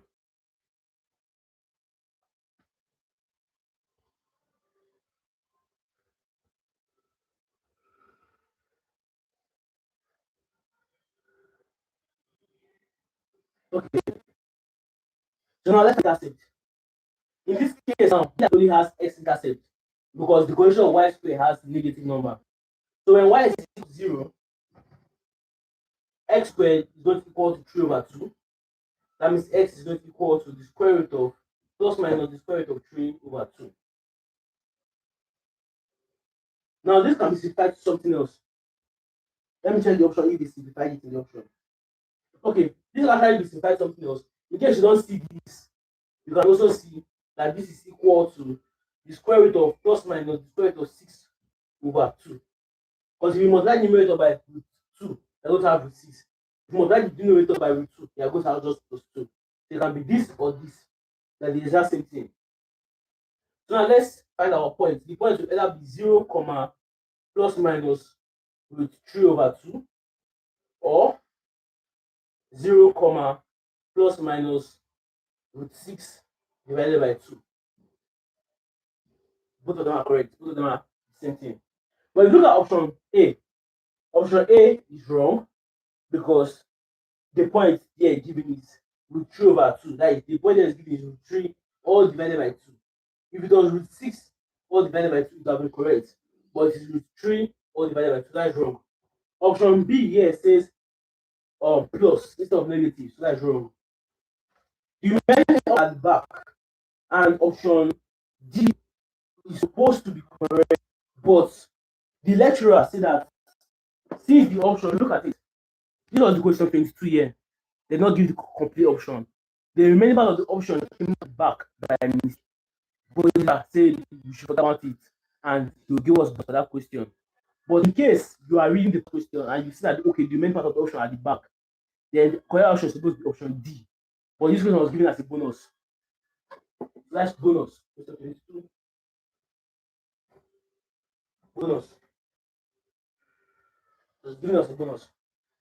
Okay, let's find question 23.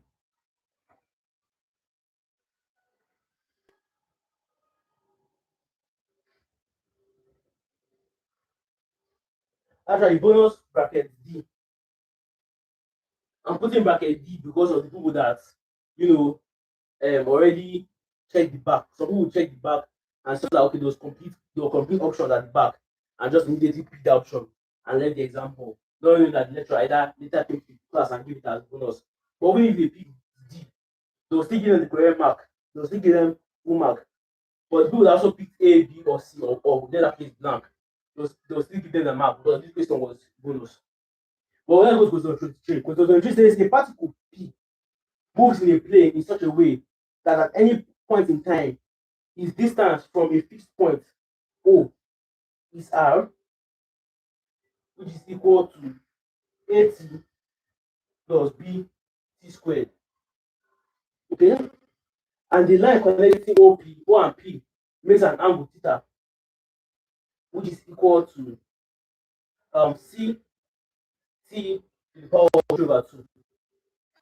With this line OA, find the radial component. Okay, I remember the question.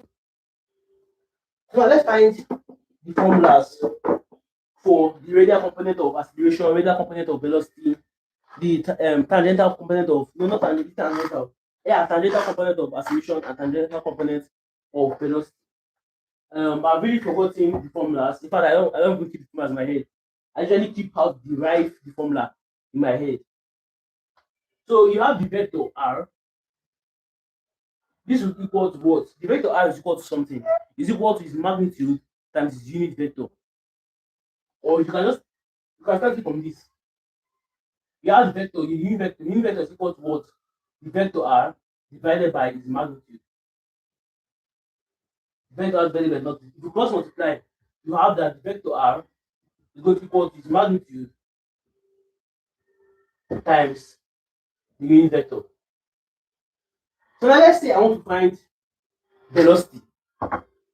We know that velocity is equal to the derivative of the position vector with respect to time. Good. If you want to differentiate this will now equal to the derivative of the magnitude of that unit vector. So the magnitude of that position vector times its unit vector with respect to time. Now this here is a product rule. So what do you do when you have product rule? You keep one constant, differential one, plus you keep that other one that you differentiate the constant, then differentiate the first one. So the derivative of the magnitude times its position vector with respect to time is equal to the magnitude times the derivative of the unit vector plus the unit vector times the derivative of the magnitude. Good. Now we're heading somewhere. So instead of all this, let me just write something. Let me write it down simpler. This will be V is equal to something, and acceleration is equal to something. Yeah. So now what do we need here? The RDT is already complete.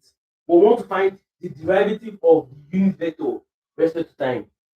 Now what's the derivative of the unit vector with respect to time? The derivative of the unit vector with respect to time is equal to theta times this thing, the normal vector. Now how do we have theta times the normal vector? If you have, let me clean this, we don't need any of this now. If you have this as your vector, your position vector, right? R. Well, let's say this is your unit vector, your position unit vector. And you want to find its tangent. Well, not tangent per se, it's transverse vector. You want to find the transverse vector. This transverse vector will be at an angle of 90 degrees from the vector. It will be 90 degrees of the vector. So now what's your position vector? Your position vector is equal to cos theta I plus sin theta j. I'm very sure most of you already know this. Let's differentiate your position vector. Remember, what you're looking for here is your position, your derivative of your position vector. What you're looking for here is your derivative of your position vector. You're going to get negative sine theta I theta dt plus cos theta j d theta dt.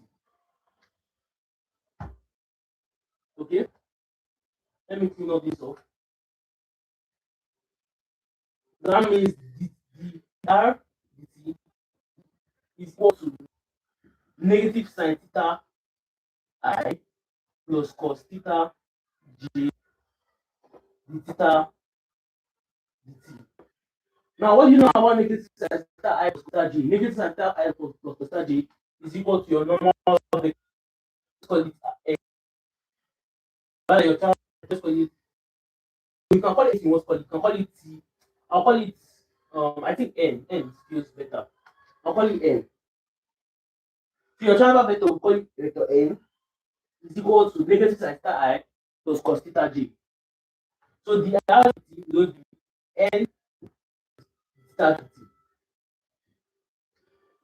So you put that inside here, would have r times d theta dt times n. So let's put all this up here as velocity is equal to the r dt times your radial vector plus r d theta dt times your normal vector. Your transfer vector, sorry, your transfer vector. Now as acceleration. Acceleration is the derivative of this. That's the derivative of velocity. So you have the derivative of the r dt r plus r d theta dt n with respect to time. The same thing happens. You keep the r dt constant, differentiate this. And remember, if you differentiate this, you're going to have the theta dt times your normal vector as the transfer vector. Plus, you keep the r your radial vector constant, differentiate this, you're going to have the second derivative of your magnitude with respect to time. Plus, you keep r d theta dt constant, then differentiate your normal vector. If you differentiate your normal vector, you're going to have negative d theta dt r plus you keep r times this constant, differentiate this, you're going to have the theta dt plus you keep the theta dt times normal vector constant, then differentiate this, you're going to have the r dt. It's a lot of process, it's a lot of work, but I'm very sure you're not done the explanation for this, and I'm more in depth in other videos to check the other ones out. When you start to go through the like that, I don't let my brain on what the formula looks like. So you have A is going to equal to R times 2R dt squared, okay, minus R d theta dt all squared, okay, plus the transfer vector times 2 dr dt times theta dt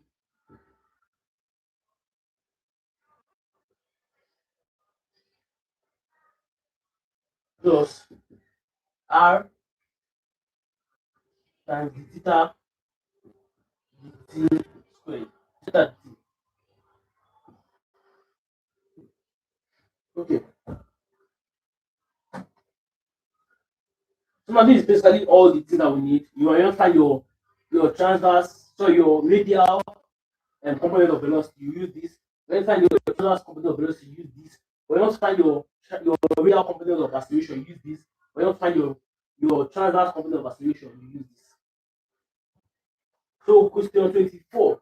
Question says we should find the radial component of velocity. The radial component of velocity by using the RDT. Why your radius, your magnitude of your radial component is AT plus BT squared. So if R is equal to AT plus BT squared, then the R dt will equal to A plus 2 BT. They say that T is equal to 1. When T is equal to 1, this is equal to A plus 2B. Corresponds to option B.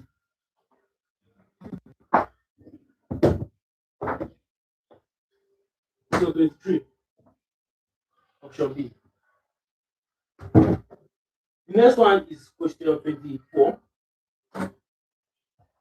Question 24 says you should find the transverse component of velocity. That is R dt. Finding AT plus BT squared times the derivative of this. When you differentiate CT to the power of 3 over 4, you have 3 over 2. When you differentiate CT to the power of 3 over 2, you have 3 over 2 times C times T to the power of 1 over 2. So this is equal to 3 over 2 times C times A plus B. Because remember, you are keeping, you are saying T is equal to 1. So when T equals 1, you have A plus B. When T equals 1, you have 3 over 2 times C. Now 3 over 2 times C times A plus B. And that corresponds to option A. 3 over 2 times C times A plus B. Option A.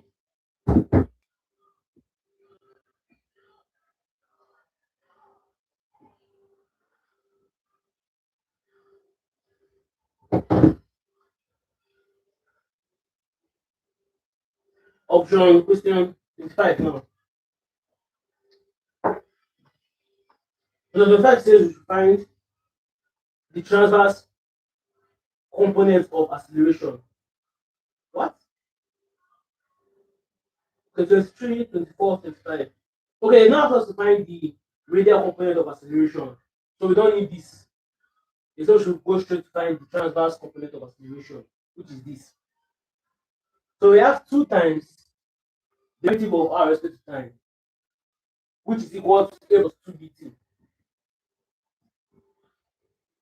times the derivative of this respect to time, which is equal to 3 over 2 c t to the power 1 over 2 plus what?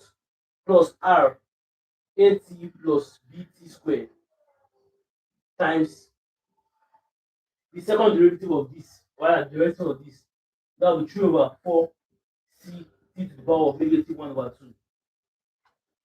Remember, when t is equal to 1, when t is equal to 1, this is equal to 2 times a plus b, rather 2 times a plus 2b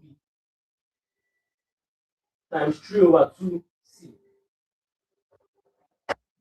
plus a plus b times 3 over 4c.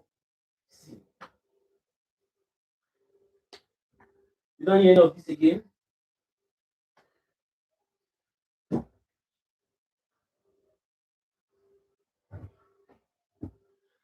can simplify. 2 here will cancel out 2 here. And you have 3c here. But let's bring that 3 over 4c. You bring that 3 over 4c, you're going to have 3 over 4c times 4a plus 8b plus a plus b. So this will be 3 over 4c times 5a plus 9b. 3 over 4c times 5a plus 9b, and that corresponds to option C.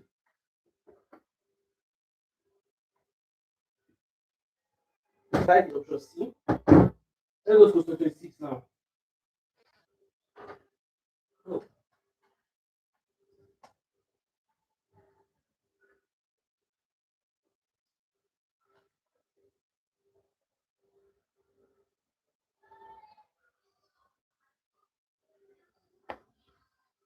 So it says a particle moving in such a way that its position identified by r is equal to t to the power of 3. Let me write it down.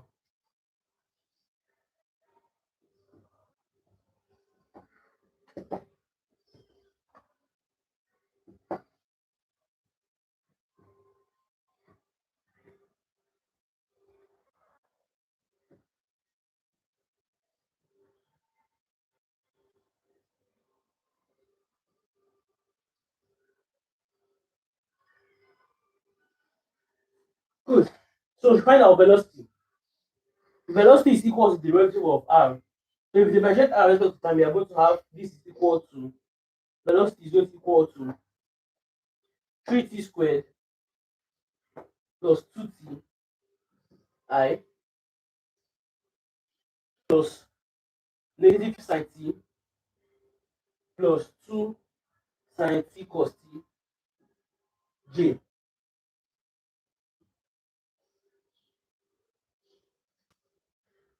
plus e to the power of t plus 1 over t k.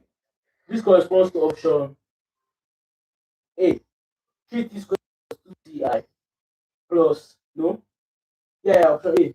Instead of 2 sin t cos t, they wrote sin 2t, which is the same thing. Sin 2t is equal to 2 sin t cos t. So option A, 3t squared plus 2t I plus sin 2t minus sin t j plus e to the power of t 1 over t. Option A.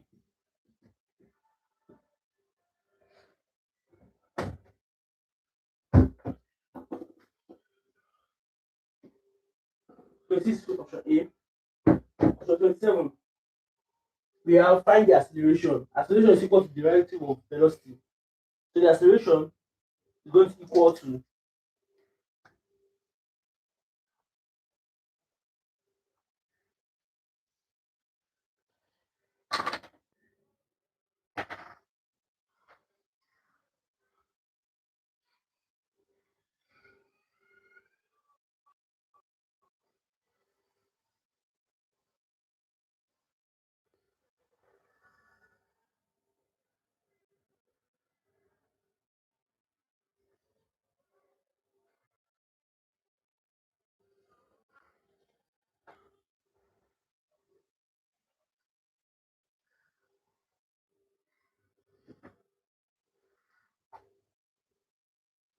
okay. Acceleration is going to equal to differentiate 3t squared, differentiate of velocity basically, and you have 6t plus 2i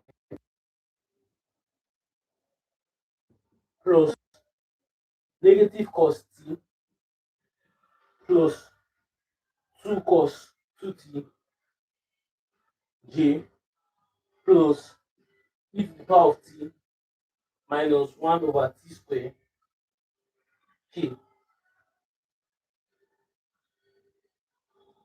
Yeah, and this corresponds to option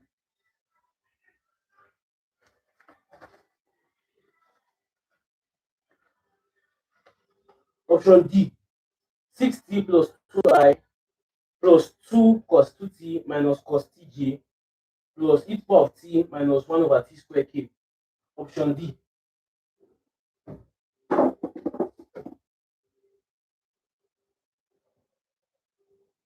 Option 28. It says the curve traced by a moving particle is called what? That is trajectory. That is the curve that the moving particle traces. That's option C. A vector. Vector is something that a point that has magnitude and direction. It's also an element in the vector field. Option B, coordinate. Coordinate is more like a system of points. Yeah, in a predefined thing, something like that. Option C, trajectory, that is the part that the curve traced by a moving particle. D, gradient. Gradient is more like the steepest part that a curve traces. Something like that. Yeah, you know, gradient is not the answer. Yeah. Last one is option E, none of the above. The answer is option C, trajectory. Option 29 says the relationship between curvature and radius of curvature is what? That is option C. K is equal to 1 over P. Now we have C. K equals 1 over P. You can now watch that video. I explained this already. I I've said it already. Just gonna watch that before we be able to solve this question. Question 30. Yes, finally. Now these questions actually helped me with them in the lecture because I was confused how question 30 to question 35. That's the last 6 questions. How they told me that the last 6 questions I was wrong in the 6 of them. They told me that the error did not come from me. But I don't say that error came from them because in this part it's more like strict reasoning. Any slight mistake, it makes your work obsolete. It cancel your whole work. So you have to pay attention on this part very, very well. Let me the fact that the error was not for me, the made correction for marking guide and I wanted our mark accordingly. Option question one, question 30 says a particle of mass 3 kg with velocity v determine the magnitude of the linear momentum. Okay, moment is equal to something. Momentum is equal to mass times velocity. Mass is scalar, velocity is a vector. So you multiply this, it's just like normal multiplication. Your mass in this case is equal to 3 kg and your velocity 2I minus j plus 2. So your momentum, always find the magnitude of the momentum. So you can find it in 2 ways. Either first of all, you find the magnitude of the velocity, then multiply it with your mass, or you can just find the momentum, then find the magnitude of the momentum. So just about 2 if I want to use this method, so this method one, I'll do method two there. So this one I find your momentum first of all is equal, your momentum is equal to 6I minus 3j plus 6k. So now let's find the magnitude of the momentum. This is going to equal to the square root of 6 squared, that's 36, plus 3 squared, that is 9, plus 36 again. This is equal to the square root of 72 plus 9, which is equal to the square root of 81. Square root of 81 is equal to 9, the principal square root positive, that is 9. And remember, it's not just 9, it's supposed to be 9 kg units squared. But not give us the velocity 9. The option is just at 9. But they're supposed to give you the unit of velocity kg times velocity. Yeah. But in this case, not what the unit of velocity, just say that option at 9, option C. Now what's the second method? The second method is first of all find the magnitude of your velocity. The magnitude of the momentum is equal to mass times your magnitude of your velocity. Let's find the magnitude of our velocity. The magnitude is equal to the square root of 3 squared plus 1 squared plus 2. Oh my god, is it 2? Oh yeah, this 2. This will be 2 squared plus 2 squared. So this goes to the square root of 4 plus 1 plus 4, which is equal to square root of 9, which is equal to 3. So then you have mass times 3. Your mass is equal to 3, so this will be 3 times 3, which is equal to 9. Option C. So whichever method you pick, you still get the same answer. Option question 30.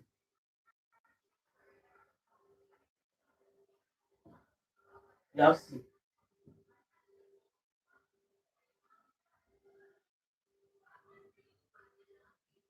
Okay, let me put 30. The 30. Option C.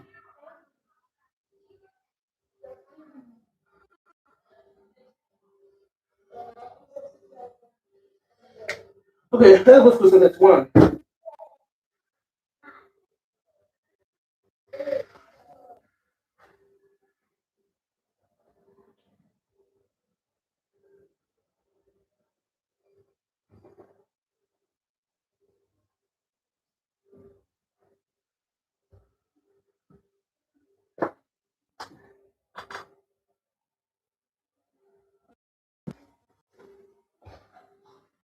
So the position is equal to 2I plus 3 minus 4k. The force F equals 4I minus 2j plus 5k. Determine the momentum of force about the origin. Momentum is equal to R cross F. Is not equal to F cross R. This is another big mistake. F cross R will give you the opposite direction of the momentum. It's supposed to equal to R F. They give you a position vector as 2I plus 3J minus K, and your force is 4I minus 2J plus 5K. Now, why is it R plus F? It has to do with apporting your right hand rule, basically, but apporting the actual name of the law. We're supposed to do to your right hand rule. One of them points to your field, one of them points to your force, one of them points to your velocity. Your velocity points to your position. So that position should be perpendicular to your force, which will now be perpendicular to your field, where the momentum. That's your right hand rule. That's how they pick that P is equal to R plus F and not P is equal to F plus R. So let's find 2I plus 3J plus K cross 4I minus 2J plus 5K. This will give you your momentum. Okay. 2I times 4I will give you 0 because I cross I is 0. But let us do the table here. We have IJ, K, K. I, J, K moves I. So I cross J is equal to K. K cross K is equal to I. K cross I is equal to J. J cross I is equal to negative K. K cross J is equal to negative I. And I cross K is equal to negative J. So let's use this here. 2I cross 4I is 0. 2I cross negative 2J. I cross J is K. So 2I times negative 2J cross negative 2J will be negative 4K. 2I cross positive 5K will be negative 10. I cross K is J, negative 10J. 3J cross 4I will be 12. J cross I is negative K. So this will be negative 12K. 3 times negative 2, this will be 0 because J times J is 0. 3 times 5 will be 15. K times K, no, J times K would be I. So this will be positive 15I. Negative K times 4I will be negative 4. K times I is J, negative 4J. Negative K times negative 2J will be negative K times J is negative I, so that will be negative 2I. K times K will be 0, so we can leave that out. So if you simplify this, this will be equal to negative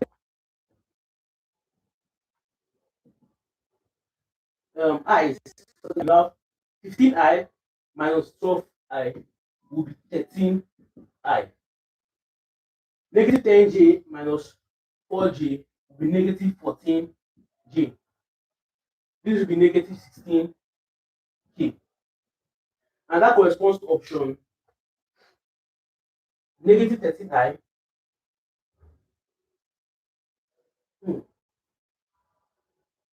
We have negative 13I. No, we have 13I minus 14J minus 16K. That's option A. Option A. We have 13I minus 14J minus 16K. Option A.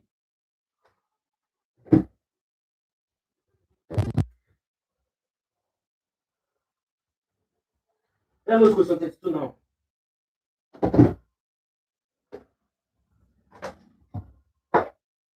Let me confirm that. Remember, it's R plus F. 13I minus 14J minus 16K. Option A, yeah.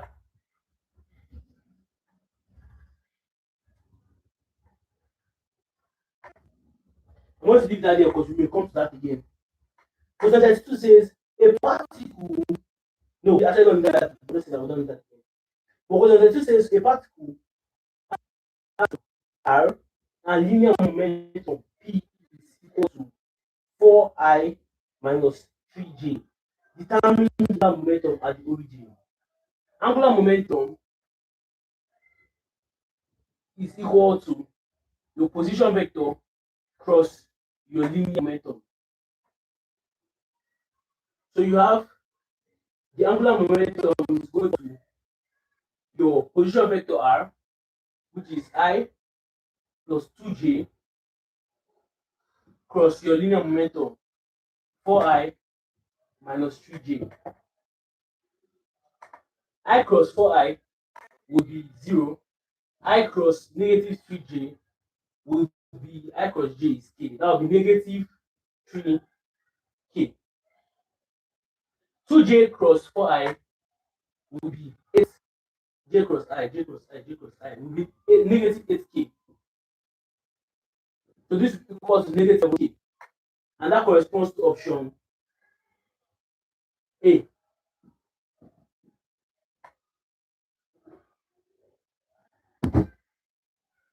Question 32 A. Question 33.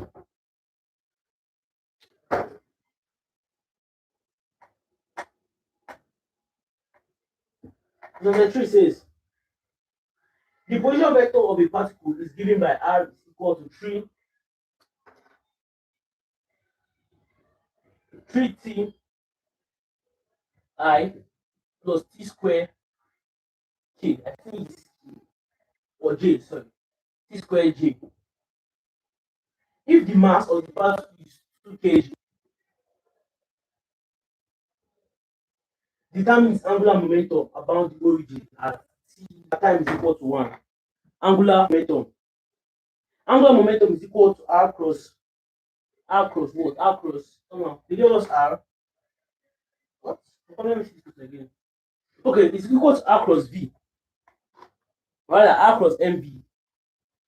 Angular momentum is equal to R cross P. P is equal to mass times velocity. So this is equal to R cross mass times your velocity. But remember, this question not was velocity. So I'll find out velocity. Now, what is velocity? If R is equal to 3Ti plus T squared J, then our velocity is going to equal to 3I plus 2TJ. When time is equal to 1, R is going to equal to 3I plus J. When time is equal to 1, velocity is going to equal to 3I plus 2J. So our angular momentum is going to equal to 3I plus J cross mass times velocity. So that will be 2 times this. That will be 6I plus 4J. You multiply, you're going to have 3I times this. That will be 0. 3I times 4J. That will be 12K. And J times I, that will be negative 6K. J times J is 0. So that will be 12K minus 6K is equal to 6K. And that corresponds to A again. 6K. Question 34.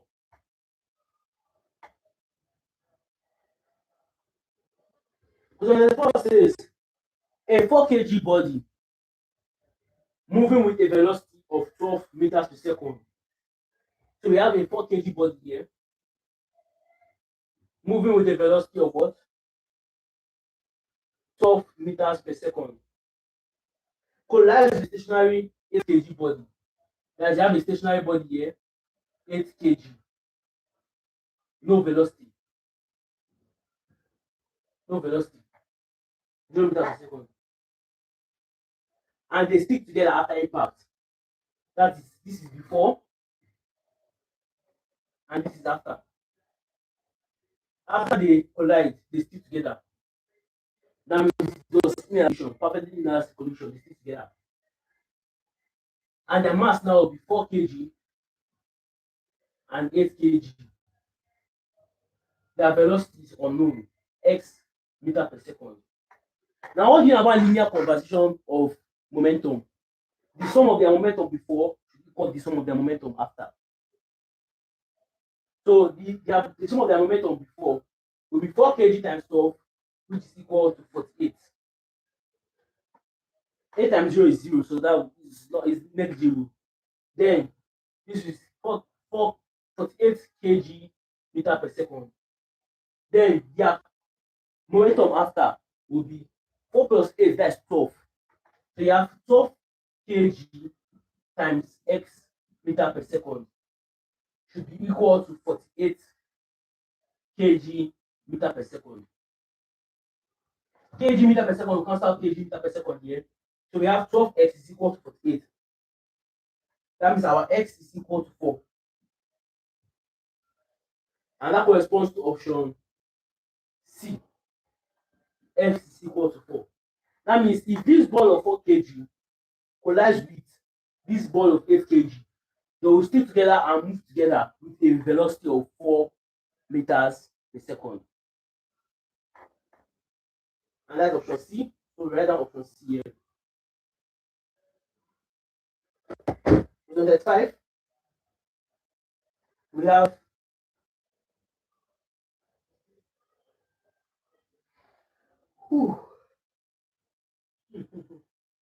because the fact you have a shell of mass 8 kg.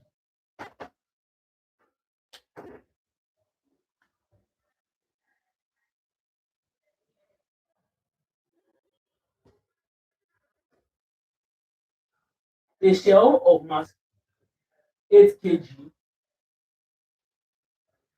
is moving with a velocity of 15 meters per second. It explodes into 2 equal fragments. This is equal parts. That means they both have a mass of 4 kgs. So it explodes into parts. This half has 4 kg. Let me write that in 1 second. This has 4 kg and this part has 4 kg. After exploding, one of them, if one fragment moves in the original direction with a velocity of 25 meters per second,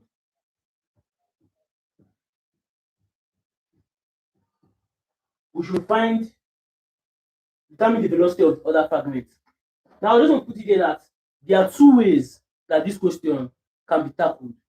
Because first of all, since one of the fragments moves in that same direction, right, with a velocity of 25 meters per second, there are 2 things that could have happened. Either this other mass, this other 4 kg, is moving in that same direction, or it is moving in the opposite direction. So I'm going to tackle those 2 cases. First of all, if it is the same direction,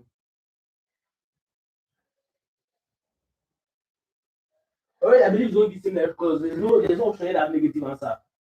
If they have negative answer, there will be one of the options we have a velocity that is in the opposite direction.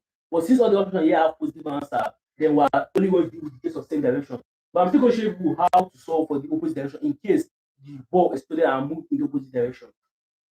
So if it's same direction, we have 8 times 15, that will give us 120 kg meter per second. 8 times that is, yes, 30 times, yes, that's 120. Should be equal to 4 times 25, 4 kg meter per second. Sorry, 4 kg times 25 plus 4 kg times x meters per second. 4 times 25, that is 100 kg meters per second. 4 times s, that will be 4x kg meters per second. Kg meter per second can cancel out. So that will be 120 is equal to 100 plus 4x. That means 20 is equal to 4x. And that means x is equal to 5. So you have x is equal to 5 meters per second, and that's option A. 35 A. Now, this already proves that we are moving in the forward direction, that's the same direction. In case you get a negative answer here, it means that this ball was not moving in the same direction, it's moving in the opposite direction. Let's say at the point of explosion, immediately the ball is exploding, right? And like at this point of explosion here, immediately it's exploding, and one of these fragments moves in the opposite direction. Remember, it has to push off something. Let's say I'm jumping, and I'm jumping from the ground. As me, I'm flying up. I also applied a force to the ground.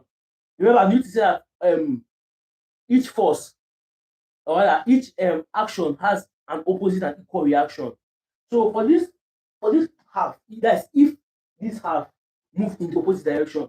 For it to move in the opposite direction, it applied a force to his brother. It applied more momentum to his brother. That means after you have found your momentum on the left hand side as 120, then your momentum here should be greater than the momentum here. So here I'm going to have 120 kg per meter squared, and it's equal to maybe that's say 140 meter per second squared, 140 kg per meter squared. By then you move this to the left hand side, you're not going to have a negative. That will now tell you that okay, this ball moved in the opposite direction. Let's now assume that this ball didn't move in the opposite. Let's say it fell down. Immediately the thing exploded. One part fell down, then the remaining part kept on moving forward. Then the answer that I'm going to get here, after you have multiplied this, will be exactly 120 kg per meter squared. So by the time you move this to the left hand side, you're going to have 0. That will tell you that your velocity was 0 and immediately fell down. You don't move, and not move back, you don't move forward, you just fell down, stationary. That fell down just straight forward.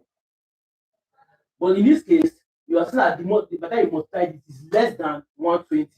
That will tell you that this mass kept on moving, but with a slower velocity, the less velocity. Now, how do we know that it's a less velocity? Because remember, the velocity here is 50 meters per second, here is 25 meters per second. So this one cannot be greater than meters per second. It should be less than 25 meters per second. If you learn that, it should be less than 50 meters per second that is here. And we will transfer that to be 5.